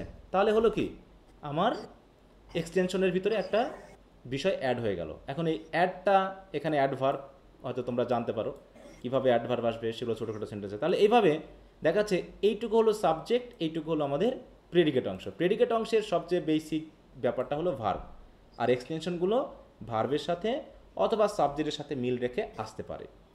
এখন আজকে আমাদের প্রথম যে আলোচনার বিষয় সেটা হলো কমপ্লিমেন্ট। কমপ্লিমেন্টের উপর ডিপেন্ড করে ইংলিশ ল্যাঙ্গুয়েজে টোটাল এই যে 9টা স্ট্রাকচার বললাম না আমরা, এই 9টা স্ট্রাকচারের মধ্যে কমপ্লিমেন্টের সাথেই রিলেটেড প্রায় 5 স্ট্রাকচারস। ওকে, কয়টা স্ট্রাকচার বললাম আমি? 5টা। হ্যাঁ, রিলেটেড টু কমপ্লিমেন্ট। আমি যা এখানে আবল তাবলভাবে লিখতেছি, কিন্তু তোমাদের শিট আছে, আমি শিটটা দিয়ে দিব, ওখানে সাজিয়ে দেওয়া আছে, ওগুলো তোমরা রিডিং দিয়ে ফেলবা। এখন কমপ্লিমেন্টটা তাহলে কি, আমরা সেটা নিয়ে একটু কথা বলি। কমপ্লিমেন্টটা কি, যেটা আমি আগেই একটা বিষয় বলেছিলাম। দেখো তো, রাকিব ইজ আ স্টুডেন্ট, তাহলে এখানে সাবজেক্ট আর প্রেডিকেট অংশের এক্সটেনশনের যে অংশটা থাকবে, তাহলে সাবজেক্ট এবং প্রেডিকেট অংশের এক্সটেনশনে যেটা থাকবে সেটা যদি একই জোন হয় বা একই বিষয় হয় বা একই আমরা কি বলবো একই ব্যক্তি বস্তু যাই বলি না কেন, যদি হয়ে থাকে তাহলে তাকে আমরা বলি কি কমপ্লিমেন্ট। ঠিক আছে তো, কি বলবো যে কমপ্লিমেন্ট বলবো। ঠিক আছে তো, এখন আরেকটা সেন্টেন্স খেয়াল করো তো, we call the student Rakib. এবার একটু খেয়াল করো তো এই সেন্টেন্সটার ক্ষেত্রে এই স্টুডেন্ট আর রাকিব কি আলাদা না একই জন? একই ব্যক্তি, একই ব্যক্তি, একই জন। হ্যাঁ, তাহলে এখানে এই স্টুডেন্টটা সম্পর্ক ছিল হচ্ছে রাকিবের সাথে, তাহলে রাকিব কি সেন্টেন্সের সাবজেক্ট না? রাকিব ছিল জি স্যার। সেন্টেন্সের সাবজেক্ট। অতএব এই যে প্রেডিকেট অংশের পরে যে নাউনটা বসেছে সেটা হচ্ছে সাবজেক্টের সাথে রিলেটেড। একইভাবে এখানে দ্য স্টুডেন্ট অ্যান্ড রাকিব কি একই জন, তাহলে স্টুডেন্ট, তাহলে এই রাকিব এবং এই স্টুডেন্টের মধ্যে সম্পর্ক আছে। তাহলে স্টুডেন্টটা হচ্ছে এই সেন্টেন্সের সাপেক্ষে কিন্তু অবজেক্ট, অতএব এই রাকিব হচ্ছে এই অবজেক্টের সাথে রিলেটেড। তাহলে এই স্টুডেন্টটা হচ্ছে রাকিবের সাথে রিলেটেড আর এই স্টুডেন্টটা হচ্ছে এই রাকিবের সাথে রিলেটেড, মনে থাকবে? অতএব আমাদের বুঝতেই হচ্ছে যে এখানে এক্সটেনশনটা সাবজেক্টের সাথে রিলেটেড আর এখানকার এক্সটেনশনটা অবজেক্টের সাথে রিলেটেড, সরাসরি কিন্তু দুইজন একই, ভিন্ন না। তার মানে কমপ্লিমেন্ট বলতে আমরা প্রধানত সেই নাউন বা ফ্রেজ বা ক্লজকে বুঝি যেগুলো প্রধানত সাবজেক্ট বা অবজেক্টের সাথে কি রিলেটেড, সরাসরি রিলেটেড, মনে থাকবে? সাবজেক্ট বা অবজেক্টের সাথে কি সরাসরি রিলেটেড। এই রিলেটেড হয়ে কি কি করতে পারে, হয় তারা তাদের একটা নতুন পরিচয় দান করবে অথবা তাদের হয়তো অবস্থা বা গুণ নিতে, যেমন হচ্ছে আমি যদি বলি রাকিব ইজ ওয়াইজ, ওয়াইজটা দিয়ে রাকিবের নাম বোঝানো হলো নাকি রাকিবের কোয়ালিটি বোঝানো হলো? হলো তো রাকিবের কোয়ালিটি। হ্যাঁ, তাহলে রাকিবের ওয়াইজটা কিন্তু একটা অ্যাডজেক্টিভ, তাহলে অ্যাডজেক্টিভ কিন্তু রাকিবের। একইভাবে যদি আমি বলি রাকিব ইজ ইন দ্য, আচ্ছা Rakib is here, Rakib is here, Rakib এখানে, তাহলে হেয়ার দিয়ে কি বোঝানো হলো? রাকিবের অবস্থান, অবস্থান বোঝানো হলো, তাই না? দেখো, তাহলে হেয়ার দিয়েও সাবজেক্টকে বোঝাচ্ছি, এই ওয়াইজ দিয়েও সাবজেক্টকে বোঝাচ্ছি, এই নাউন দিয়েও সাবজেক্টকে বোঝাচ্ছি। তার মানে এখানে যতগুলো এক্সটেনশন আমি ইউজ করেছি প্রেডিকেট অংশে সবগুলোর সম্পর্ক কি ভার্বের সাথে নাকি সাবজেক্টের সাথে? সাবজেক্টের সাথে। সাবজেক্টের সাথে। ঠিক আছে তো, অতএব এই যে সাবজেক্টের সাথে রিলেটেড এই ওয়ার্ডগুলোকে আমরা বলবো হচ্ছে সাবজেক্টের কমপ্লিমেন্ট, মনে থাকবে? সাবজেক্টের কমপ্লিমেন্ট হিসাবে সে সাবজেক্টের রিনেম করতে পারে, মানে নতুন নামকরণ করতে পারে, অথবা সাবজেক্টের কোনো অবস্থান, গুণ, তাই তো বয়স ইত্যাদি নির্দেশ করতে পারে। তাহলে এখানে দেখো সেই সংজ্ঞাটাই বলা হয়েছে কমপ্লিমেন্টের। একটু খেয়াল করো, এগুলো তোমরা একটু পড়ে নিবা। দেখো কমপ্লিমেন্টে কি বলা হচ্ছে যে সেন্টেন্সের যে অংশ দ্বারা, তাহলে সেন্টেন্সের যে অংশ দ্বারা বিশেষ করে প্রেডিকেট অংশে বসে সাবজেক্ট বা অবজেক্টের নতুন পরিচয় নির্দেশ করে অথবা সাবজেক্ট বা অবজেক্টকে মডিফাই করে তার দোষ, গুণ, অবস্থা ইত্যাদি নির্দেশ করে তাকে কমপ্লিমেন্ট বলে, মনে থাকবে? তাহলে কমপ্লিমেন্ট বলতে আমরা কাকে বুঝছি, যে এটা কোনো অংশ সেন্টেন্সের, তাই তো?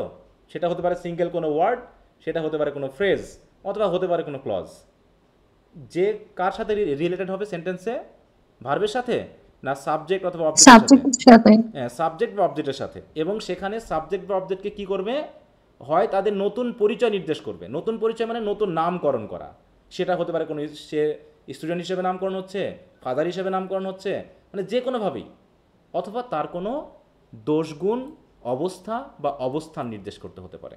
যেমন আমি যদি এখানে বলি যে রাকিব ইজ সিক, এটা দিয়ে রাকিবের কি বোঝাচ্ছে? অবস্থা। অবস্থা। ওয়াইজ দিয়ে রাকিবের কি বোঝাচ্ছে? গুণ। গুণ। হেয়ার দিয়ে রাকিবের কি বোঝাচ্ছে? অবস্থান। অবস্থান। আর স্টুডেন্ট দিয়ে কি বোঝাচ্ছে? তার একটা নতুন পরিচয়, নাকি? রাকিব কি? জি স্যার। রাকিব একজন স্টুডেন্ট, একটা নতুন পরিচয়। তাহলে এইভাবে মোটামুটি সাবজেক্টের নির্দেশ করছে। একইভাবে এরকমভাবে তারা অবজেক্টেরও নির্দেশ করতে পারে, যেমন আমি এখানে দেখিয়েছি। যেমন আমি যদি বলি যে উই ফাউন্ড হিম ইল বা সিক, আমি বললাম কি, আমি ফাউন্ড দিয়ে বলি আই ফাউন্ড রাকিব ইল। তাহলে রাকিব কি কি কি হচ্ছে এই জায়গায়? রাকিবের কি বোঝাচ্ছি আমরা বলো তো? অবস্থা। অবস্থা বোঝাচ্ছি। একইভাবে যদি বলি উই ফাউন্ড রাকিব ওয়াইজ, তাহলে কি বোঝাবে এটা? গুণ, গুণ। তাই তো? হ্যাঁ, তার যদি বলি এখানে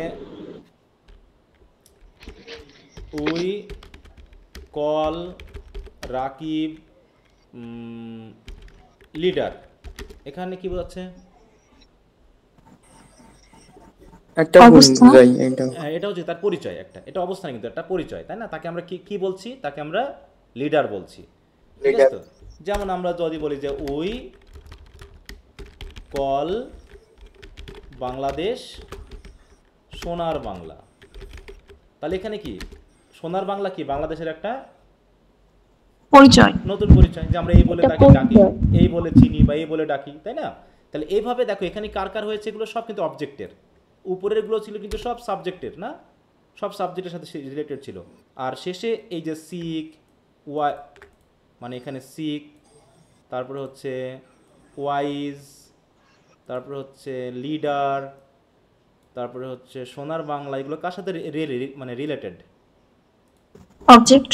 অবজেক্টের সাথে রিলেটেড, অবজেক্টের সাথে। সবগুলো কিন্তু অবজেক্টের সাথে রিলেটেড, ঠিক আছে? তার মানে কি দেখো, তাহলে কমপ্লিমেন্ট মানেই হচ্ছে তারা সাবজেক্ট বা অবজেক্টের সাথে রিলেটেড হবে, ওদের নতুন পরিচয় বা ওদের গুণ বা অবস্থা ইত্যাদি ইত্যাদি নির্দেশ করবে। মনে থাকবে তো? আচ্ছা, তো দেখো আমি এখানে উদাহরণসহ সেইভাবে দিয়েছি, তোমরা অবশ্যই সেগুলোকে মনে রাখবা। অতএব এবার একটু খেয়াল করো, নতুন পরিচয় নির্দেশ করতে নাউন বা নাউন ফ্রেজ ব্যবহার করা হয়। তাহলে আমরা এখানে কোন কোন পার্টিসিপেন্টস পেয়েছি সেটা খেয়াল, এবং অন্যদিকে মডিফাই করতে অ্যাডজেক্টিভ বা অ্যাডজেক্টিভ ফ্রেজ ব্যবহার করা হয়।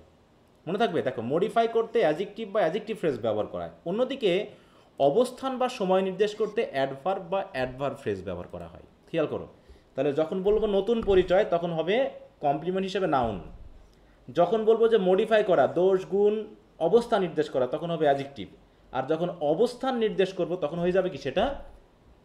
কিসের বলো? অ্যাডভার্ব। হ্যাঁ, যদিও এই অ্যাডভার্বে কিন্তু আমরা অ্যাডজেক্টিভ বলবো। এবার একটু খেয়াল করো, এইখানে আর স্টুডেন্ট কি ছিল? নাউন ছিল নাকি? স্টুডেন্ট কি ছিল? নাউন ছিল। ওয়াইজ, সিক, এগুলো কি অ্যাডজেক্টিভ ছিল। অ্যাডজেক্টিভ। হেয়ার কি ছিল? হেয়ারটা কি বলো তো? হেয়ার হচ্ছে কি? অ্যাডভার্ব। অতএব একবার সেই হিসাবে কমপ্লিমেন্ট দেখো কি কি হতে পারে? কমপ্লিমেন্ট কি কি হতে পারে দেখো, নাউনও হতে পারে, প্রোনাউনও হতে পারে, অ্যাডজেক্টিভও হতে পারে, অ্যাডভার্বও হতে পারে। কি মনে থাকবে?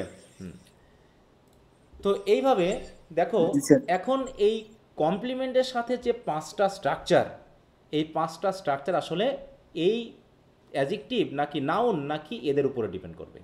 আর একটা হলো এটা কি সাবজেক্টিভ কমপ্লিমেন্ট নাকি অবজেক্টিভ কমপ্লিমেন্ট, তার উপর নির্ভর করবে।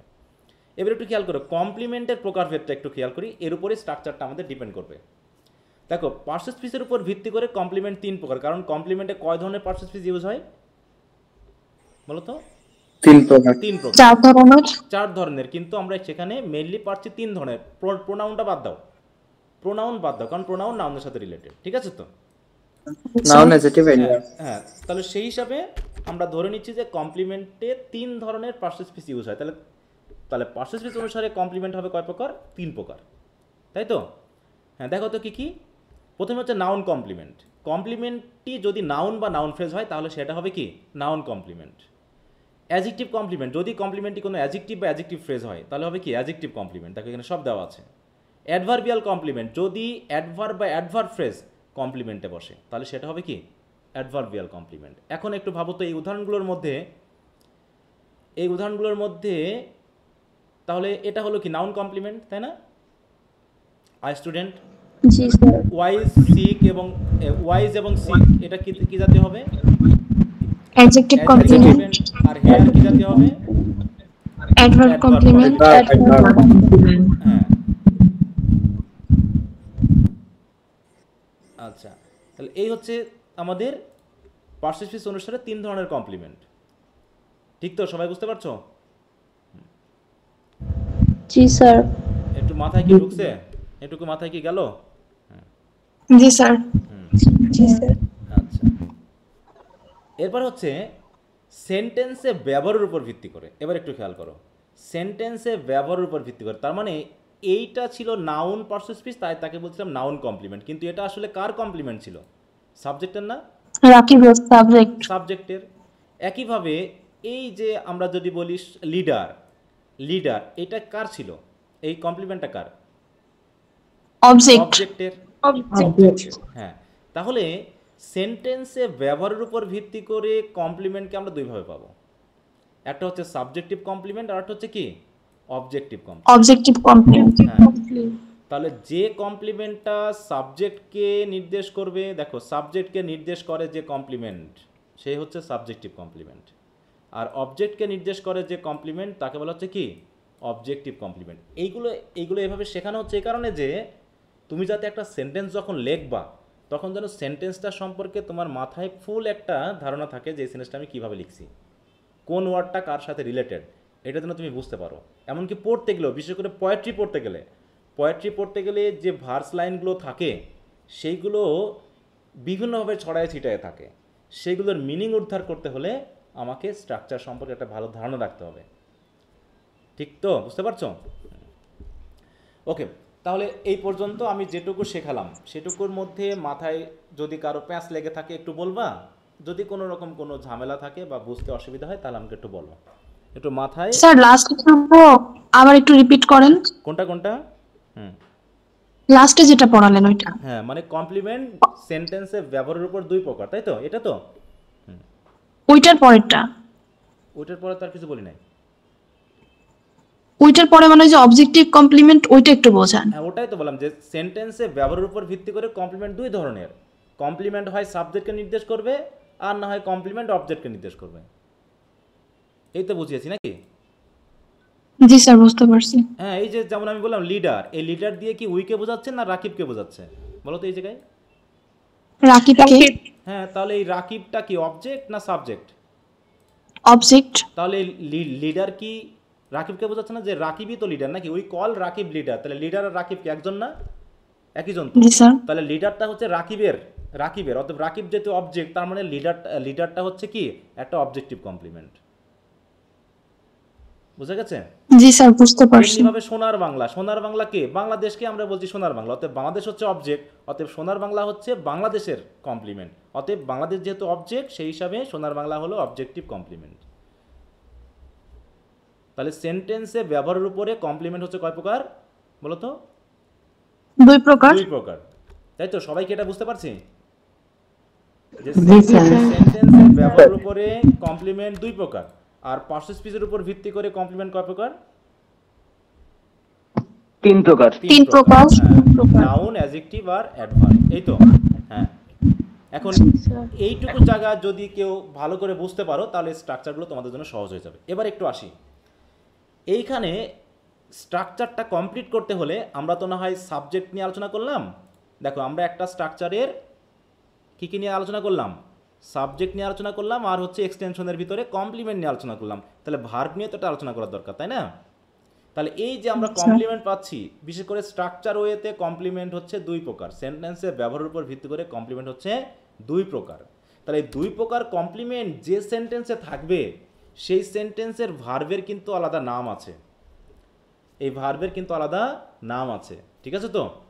যেমন এইখানে যে কমপ্লিমেন্টগুলো ছিল এগুলো ছিল সবই হচ্ছে সাবজেক্টিভ কমপ্লিমেন্ট। ঠিক আছে তো? অতএব সাবজেক্টিভ কমপ্লিমেন্টে আমরা যে ভার্ব ইউজ করব সেই ভার্বগুলোকে বলা হবে কি ভার্ব বলো তো? Linking verb. হ্যাঁ, লিঙ্কিং ভার্ব। কি বলা হবে বলো এখানে? Linking verb. বুঝতে পেরেছো? যেমন আর অবজেক্ট, যেমন বলছে মনে করো এটা বললাম হি গোজ ম্যাড, সে পাগল হয়ে গেছিল, তাহলে ম্যাডটাকে হি। হ্যাঁ, তাহলে ম্যাড হচ্ছে সাবজেক্টের কমপ্লিমেন্ট, কারণ সে হলো ম্যাড। অতএব গোজ ভার্বটা তখন আমি বলবো কি, জায়গায় গোজ হচ্ছে কি একটা লিঙ্কিং ভার্ব। ঠিক আছে তো? বললাম my brother has become a doctor, আমার ভাই একজন ডাক্তার হয়েছে, তাহলে এই ডাক্তারটাকে মাই ব্রাদার। মাই ব্রাদার, তাহলে মাই ব্রাদার সাবজেক্ট, অর্থাৎ ডাক্তারটা হলো সাবজেক্টের কমপ্লিমেন্ট, সেই হিসেবে বিকামটাকে আমি কি বলবো? Linking linking verb. Linking verb. Linking verb. অতএব এই জায়গায় আমি কিছু লিঙ্কিং ভার্বের লিস্ট দিয়ে দিয়েছি, খেয়াল করো। যে ভার্ব, দেখো যে সকল ভার্ব সাবজেক্টিভ কমপ্লিমেন্টকে সাবজেক্টের সাথে যুক্ত করো তাদেরকে আমি লিঙ্কিং ভার্ব বলছি। তবে সংজ্ঞা কিন্তু পরীক্ষায় আসবে না, আমি জাস্ট এখানে বোঝানোর জন্য সংজ্ঞাগুলো লিখছি। তবে সংজ্ঞার নিয়ে কোনো ঝামেলা না, তুমি প্র্যাকটিক্যালি বিষয়টা বুঝছো কিনা। দেখো এরকম কিছু ভার্ব আছে, যেমন বি ভার্বগুলো লিঙ্কিং ভার্বের কাজ করে। একইভাবে সিম, ডিম, অ্যাপিয়ার, গেট, বিকাম, লুক থেকে শুরু করে গোজ, টার্ন ইত্যাদি সবগুলো হচ্ছে লিঙ্কিং ভার্বের কাজ করবে। যেমন আমি যদি এখন এই জায়গায় বলি যে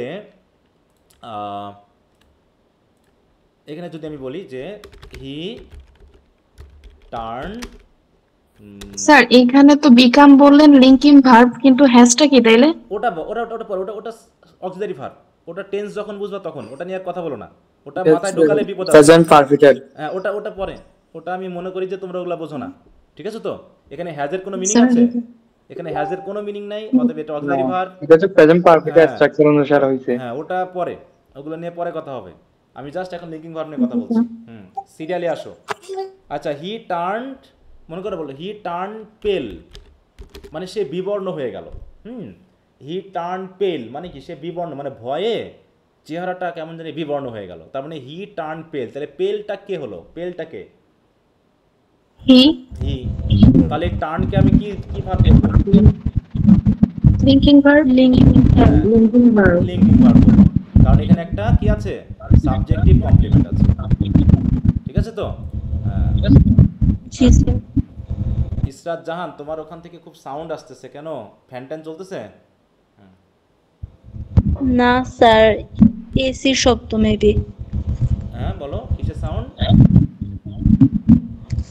স্যার এসির শব্দ আসতেছে মেবি। এসির, হ্যাঁ। তাহলে মানে খুবই সাউন্ড আসতেছে, তুমি রেকর্ড ক্লাসটা দেখলে বুঝতে পারবে যে তোমার সাউন্ডগুলো কতখানি রেকর্ড হয়ে গেলে তোমাদের সমস্যা হবে। আচ্ছা আচ্ছা, এটা বুঝতে পেরেছো সবাই? ঠিক তো? তাহলে সাবজেক্টিভ কমপ্লিমেন্ট থাকবে যে সকল ভার্ব, সেই ভার্বগুলোকে আমরা বলবো কি? বলো তো, লিঙ্কিং ভার্ব। লিঙ্ক। হ্যাঁ, এবার আসো আমরা পরবর্তীতে আলোচনা করব হচ্ছে আমাদের অবজেক্টের কমপ্লিমেন্ট থাকবে যে সকল ভার্বে। যেমন এই ক্ষেত্রে, হ্যাঁ, এই যে ভার্বটা আমরা ইউজ করছি কল, ফাউন্ড, এই ভার্বগুলোকে আমরা কি বলবো বলো তো? Transitive verb. Factitive verb. Factitive, তাই তো?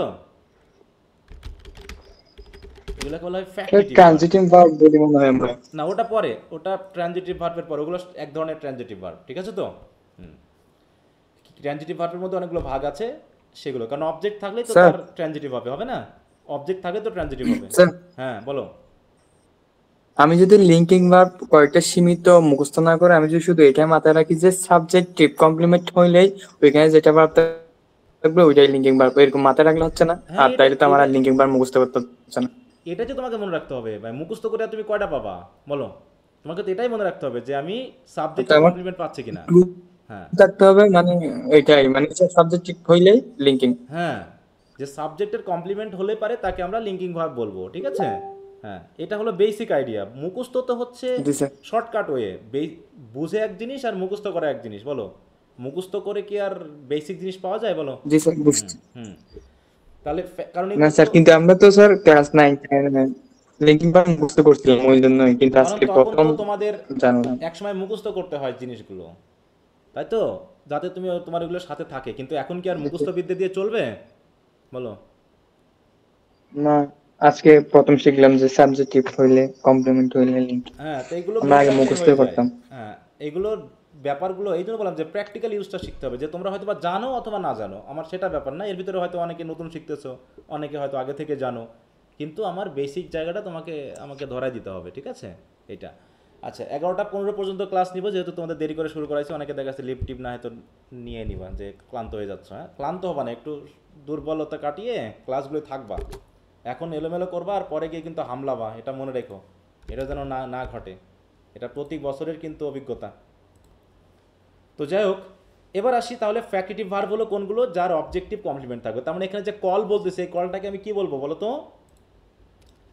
Factitive verb. ভার্ব, হ্যাঁ এটা এক ধরনের Factitive transitive verb. Verb. Transitive verb পরে আসবে, ওগুলো নিয়ে পরে কথা হবে। তাহলে আরো যদি আমি এরকম সেন্টেন্স দিই, যেমন my father named me Rakib, এখানে কমপ্লিমেন্ট কোনটা বলো তো? এই সেন্টেন্সে কমপ্লিমেন্ট কোনটা? রাকিব, রাকিব। এখানে অবজেক্ট কোনটা? মি, হ্যাঁ, তাহলে এই রাকিব আর মি হচ্ছে একই জন, তার মানে এটা অবজেক্টিভ কমপ্লিমেন্ট। তাহলে নেমটাকে আমি কি ভার্ব বলবো? Factitive verb. Factitive verb. Verb বলবো, ঠিক আছে তো? হ্যাঁ, তাহলে এখানে দেখো অনেকগুলো দেওয়া আছে, বলছে যে ভার্ব, যে সকল ভার্ব অবজেক্টিভ কমপ্লিমেন্টকে অবজেক্টের সাথে যুক্ত করে তাদেরকে ফ্যাক্টিটিভ ভার্ব বলে, যেমন make, name, call, appoint, nominate ইত্যাদি ইত্যাদি, ঠিক আছে তো? যেমন দে মেড মি ক্যাপ্টেন, এটা নিশ্চয়ই তোমরা এক্সাম্পল অনেক পড়েছো প্যাসিভ ট্যাসিভ করতে গিয়ে। My mother named me Milan, হ্যাঁ, my father called me fool, my friend call me fool. তাহলে ফুল আর মি একই জন, হিসেবে কল হচ্ছে কি এখানে ফ্যাক্টিটিভ ভার্ব। তো এখানে কিছু ফ্যাক্টিটিভ ভার্ব দিয়েছি, সেগুলো তোমরা পেলে বুঝতে পারবা। যেমন আমি যদি এখন বলি এই জায়গায় যে উই মানে I found the dog dead, তাহলে এখানে কমপ্লিমেন্ট কোনটা? Dead, dead. কার কমপ্লিমেন্ট এটা? দ্য ডগ, ডগের, তাই তো? হ্যাঁ, তাহলে ফাউন্ড হচ্ছে এখানে কি কি verb? Factitive verb. Factitive verb, তাই না? এখানে একটা ফ্যাক্টিটিভ ভার্ব ফাউন্ড। হ্যাঁ, এরকম ভাবে তোমরা দেখবা যে ফ্যাক্টিটিভ ভার্ব যথেষ্ট পাবা। এই যে সেন্টেন্সগুলো তুমি যদি ধরতে পারতো আলাদা আলাদা করে, এটাই হচ্ছে তোমার স্ট্রাকচারাল ব্যাপার। এইখানেই ফ্রেজটা অনেক বড় হয়ে যাবে যখন, এখন নয় ছোট বলে তুমি বুঝতে পারতেছো, কিন্তু যখন এখানে একটা 10টা ওয়ার্ডের একটা ফ্রেজ বসবে বা একটা ক্লজ বসে যাবে, তখন যাতে তুমি ওটা আরো ক্লিয়ারলি বুঝতে পারো, তাহলে জিনিসটা ভালো হবে। তো তাহলে আমরা দেখলাম যে কমপ্লিমেন্টের সাথে দুটো ভার্ব জড়িত, একটা হচ্ছে লিঙ্কিং ভার্ব, একটা হলো ফ্যাক্টিটিভ ভার্ব। সবাই কি বুঝতে পারছো তো? জি স্যার। আচ্ছা, তাহলে কমপ্লিমেন্টকে নিয়ে আমরা আলোচনা করলাম। কমপ্লিমেন্ট ছিল হচ্ছে সাবজেক্ট বা অবজেক্টের পরিচয়, অবস্থা, গুণাগুণ ইত্যাদি।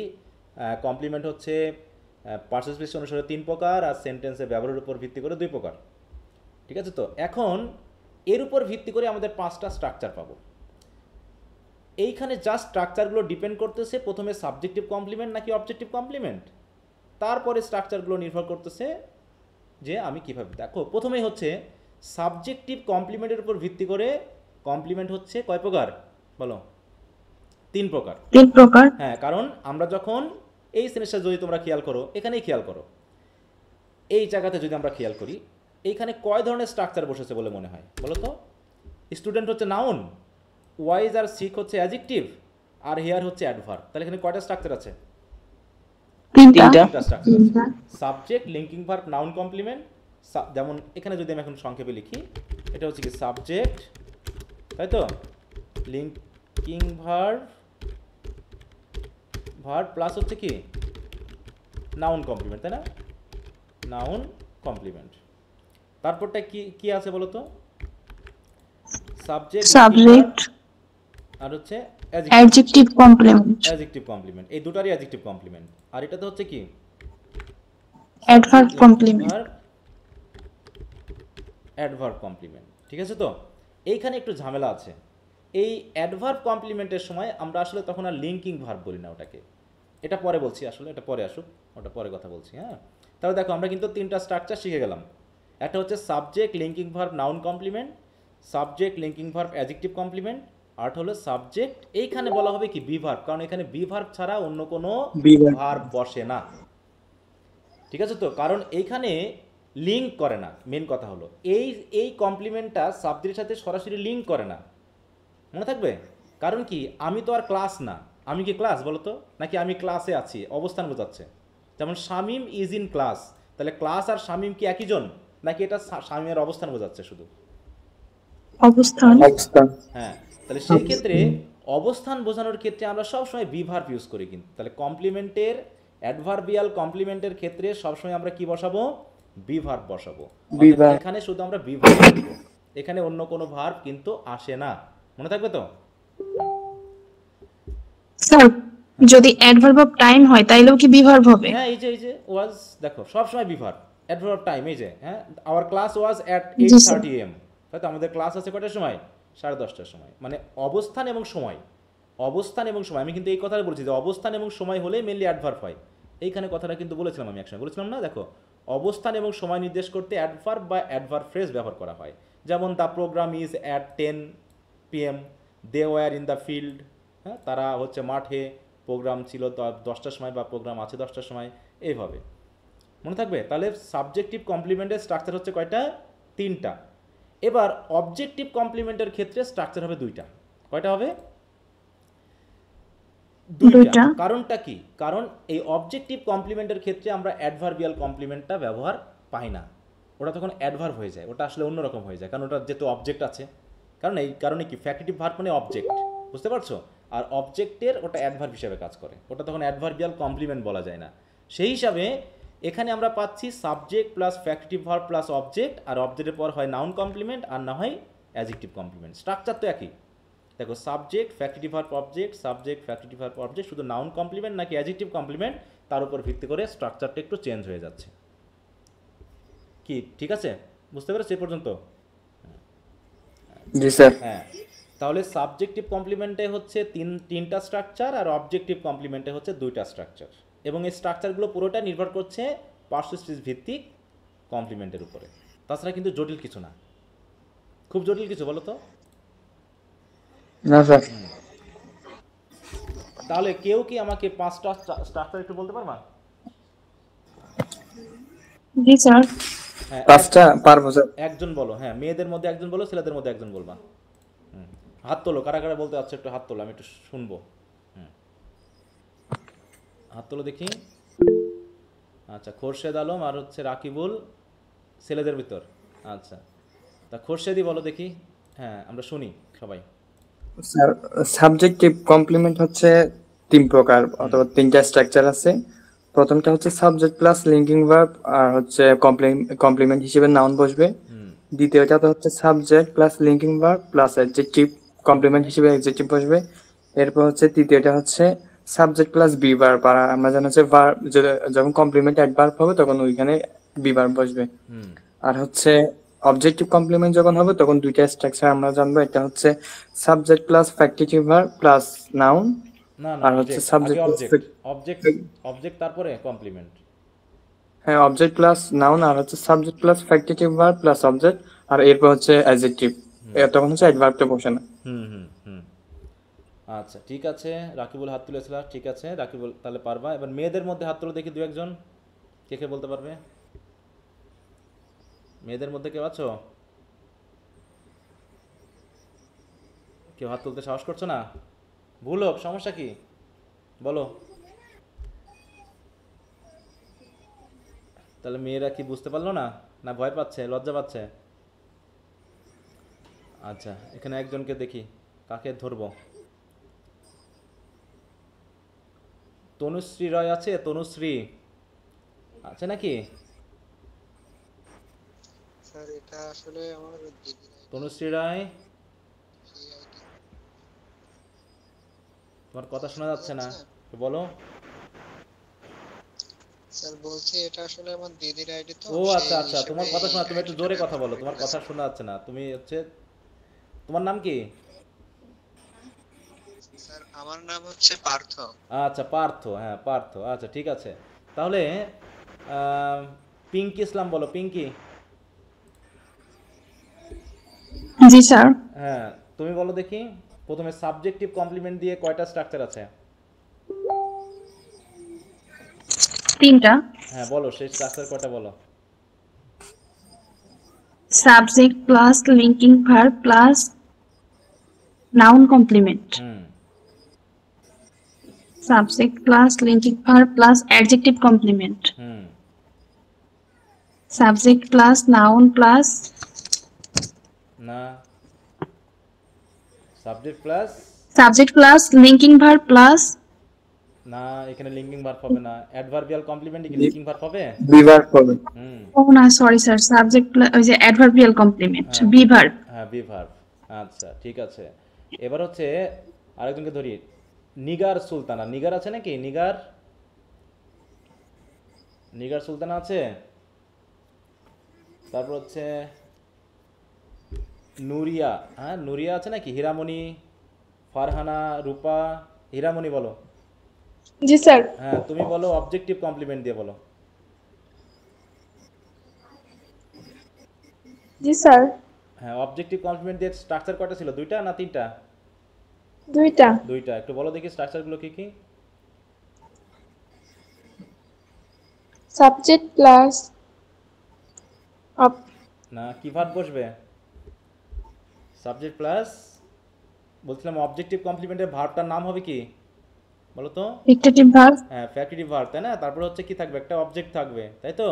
Noun complement. তারপর নাউন কমপ্লিমেন্ট, আবার একইভাবে subject plus factitive verb plus object, তারপর হচ্ছে অ্যাডজেক্টিভ কমপ্লিমেন্ট। এই শীটটা আমি দিয়ে দিব।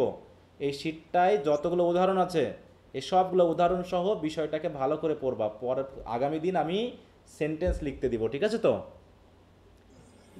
আগামী দিন সেন্টেন্স লিখতে দেবো, কারণ এই সেন্টেন্সগুলো লিখতে পারতে হবে। এইগুলাই হচ্ছে বেসিক আলোচনা থেকে শুরু, যাতে তুমি একটা জিনিসকে এক্সপ্রেস করতে পারো। যে মনে করো লিখলা, হ্যাঁ, যে স্যার এই নোটগুলো কোন জায়গায় দেওয়া হবে?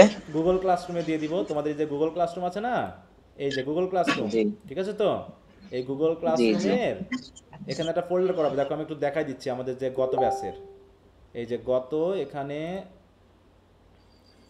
সরি কোথায় গেল, হ্যাঁ দেখো এইখানে এই যে দেখবা যে ইংলিশ গ্রামার, হ্যাঁ, এই যে English grammar basic to advance নামে একটা অংশ থাকবে। এই জায়গাতে যে বেসিক সেন্টেন্স স্ট্রাকচার, হ্যাঁ, পিডিএফ সহ, তারপর হচ্ছে kinds of phrases, kinds of clauses, হ্যাঁ, এগুলো নিয়ে আলাদা করে একটা ফোল্ডার। ক্লাসগুলো এখানে অ্যাড করা স্যার? হ্যাঁ, এখানে আমি ক্লাসগুলো দিয়ে রেকর্ডেড ক্লাস। হ্যাঁ বলো। বলছি রেকর্ডেড ক্লাসগুলো ওই একই জায়গায় অ্যাড করা আছে? না, এগুলো তো তোমাদের ব্যাচ না, এটা আগের ব্যাচ, ঠিক আছে তো? তোমাদের ব্যাচে এখনো এভাবেই থাকবে। হ্যাঁ, ফোল্ডার করা হয়নি, এভাবে করে আমি এখন ফোল্ডার করে দেখো English grammar basic to advance. এখানে কি কিছু দেওয়া আছে এখনো? দেওয়া নেই। না না, তাহলে এখানে একটা ফোল্ডার হবে, আমি ওটা দিয়ে দিব, ঠিক আছে? Thank you sir. আচ্ছা, এখানে পিডিএফ মানে রেকর্ড ক্লাস এবং পিডিএফ দুটোই একসাথে থাকবে। মানে মোটামুটি এক সপ্তাহের ভিতরে বোঝা যাবে যে কীভাবে ইউজ করতে হয়। টেনশন নেওয়ার কিছু নাই। আর কেউ কোনো কিছু বুঝতে অসুবিধা হলে বলবা, আমি বুঝাই দিব। হ্যাঁ, আচ্ছা ঠিক আছে স্যার। লাস্ট একটা সেন্টেন্স আমি বলি, তোমরা বলবা এটা কোন স্ট্রাকচারে আছে। মনে করো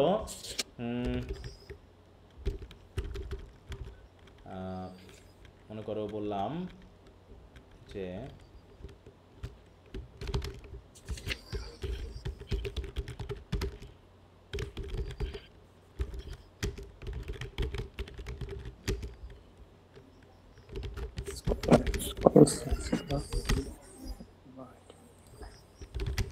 এই সেন্টেন্সটার স্ট্রাকচারটা কি আছে বলো?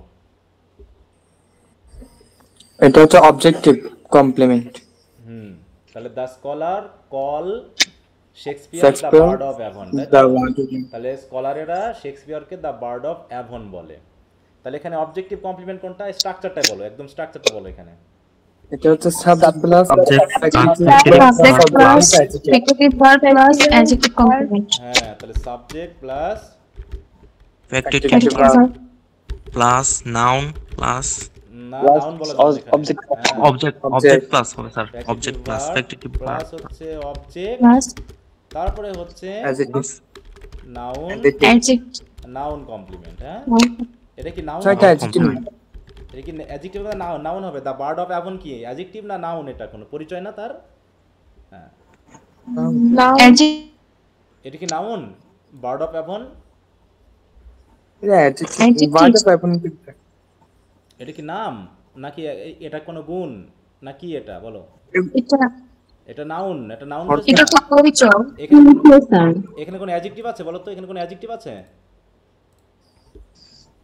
Sir the bird of Avon মানে দা বার্ড অফ অ্যাভন, এটা হচ্ছে বার্ড মানে কবি, আর অ্যাভন হচ্ছে একটা জায়গার নাম, ঠিক আছে তো? শেক্সপিয়ারের হ্যাঁ, তাহলে এটা হচ্ছে নাউন কমপ্লিমেন্ট। দ্য বার্ড হচ্ছে দ্য পয়েট অফ অ্যাভন, ঠিক আছে তো? দেখো শেক্সপিয়ারের জন্মসাল কত, আমরা তো শেক্সপিয়ার নিয়ে পড়বো যখন সনেট পড়বো না, তখন শেক্সপিয়ার নিয়ে আসবে। তাই দেখো শেক্সপিয়ারস বার্থ প্লেস। হ্যাঁ,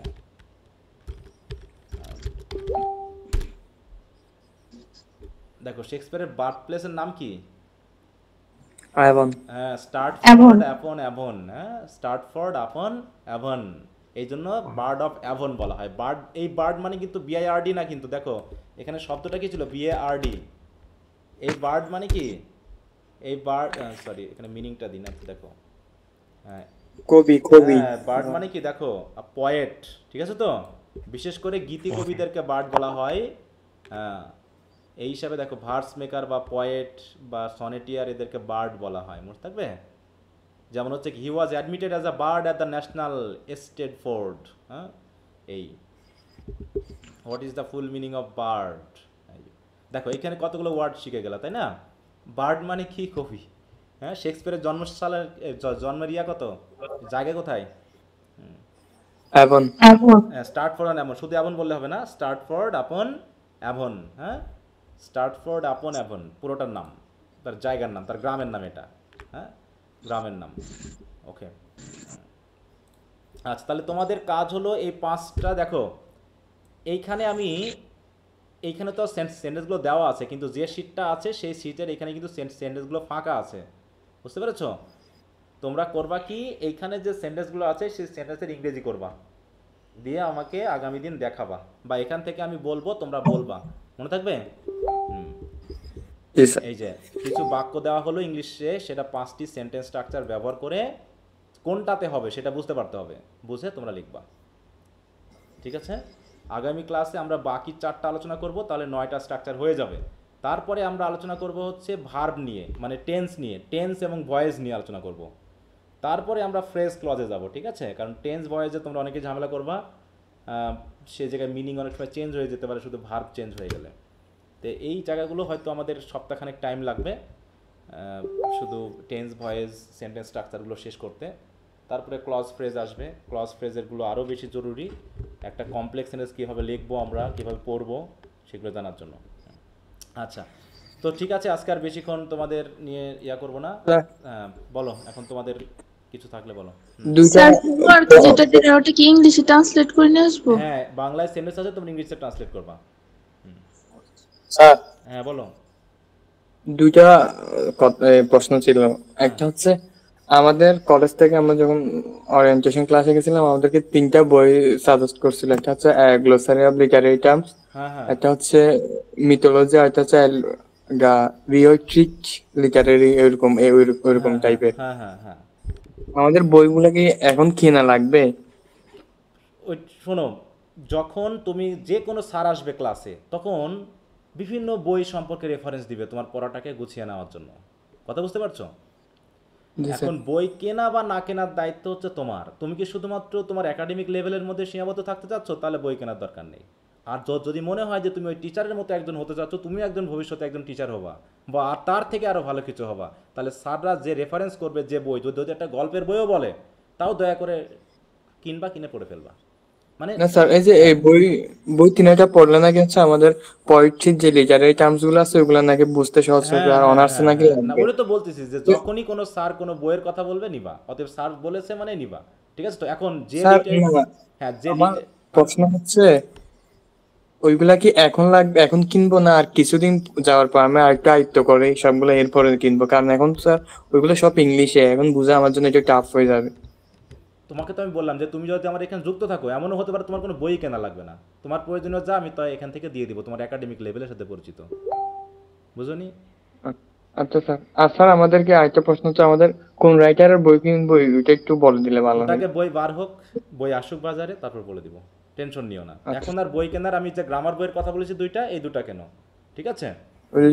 কিনছি স্যার। হ্যাঁ, তাহলে ওইগুলো থেকে আপাতত পড়তে শুরু করে দাও, এর ভিতরে বই যদি বাজারে আসে আমি তোমাদেরকে বলে দিব, বুঝতে পেরেছো? কোনো টেনশন নিও না। হ্যাঁ আচ্ছা, আর যে কোনো ইংলিশ ওয়ার্ড আনকমন আসবে গুগলে সার্চ দিবা বা ডিকশনারি ইউজ করবা মোবাইলের, সেগুলো থেকে মিনিং পড়বা, ঠিক আছে? তো ওয়ার্ড মিনিং চেষ্টা করবা প্রতিদিন 10টা করে নতুন নতুন ওয়ার্ড পড়তে। এমন না যে তুমি মুখস্থ করবা ওয়ার্ড, কোনো জায়গায় পড়তেছো, মনে করো কোনো একটা গল্প পড়তেছো, গল্প পড়তে পড়তে হয়তো দেখা গেছে নতুন একটা ওয়ার্ড আসলো, আর এখন থেকে ইংলিশ পেপার পড়ার অভ্যাস করো, যেহেতু মোবাইলে ইংলিশ, মোবাইলে কি আসে না, নিউজ পেপার আসে না, অনলাইন ভার্সন।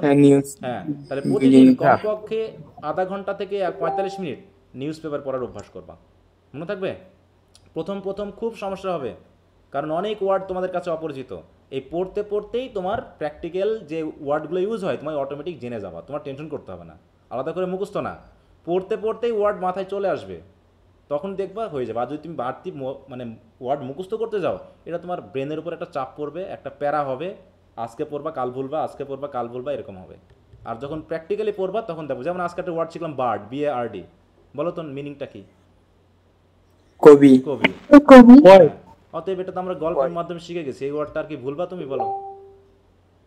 ভুলবা না। হ্যাঁ, এরকম ভাবে হয়ে যাবে, অতএব টেনশন নেওয়ার কিছু নাই, জাস্ট পড়তে থাকো। ওকে, তো ঠিক আছে, তাহলে আগামী কবে ক্লাস আবার বলো তো? সোমবার। সোমবারে, আচ্ছা। তো ঠিক আছে, তো সোমবারে আবার কথা হবে, আর যে কাজগুলো দিলাম ওগুলো একটু পড়তে থাকো। হ্যাঁ, ওকে, বাই, গুড নাইট। স্যার আদাব, দোয়া করবেন স্যার।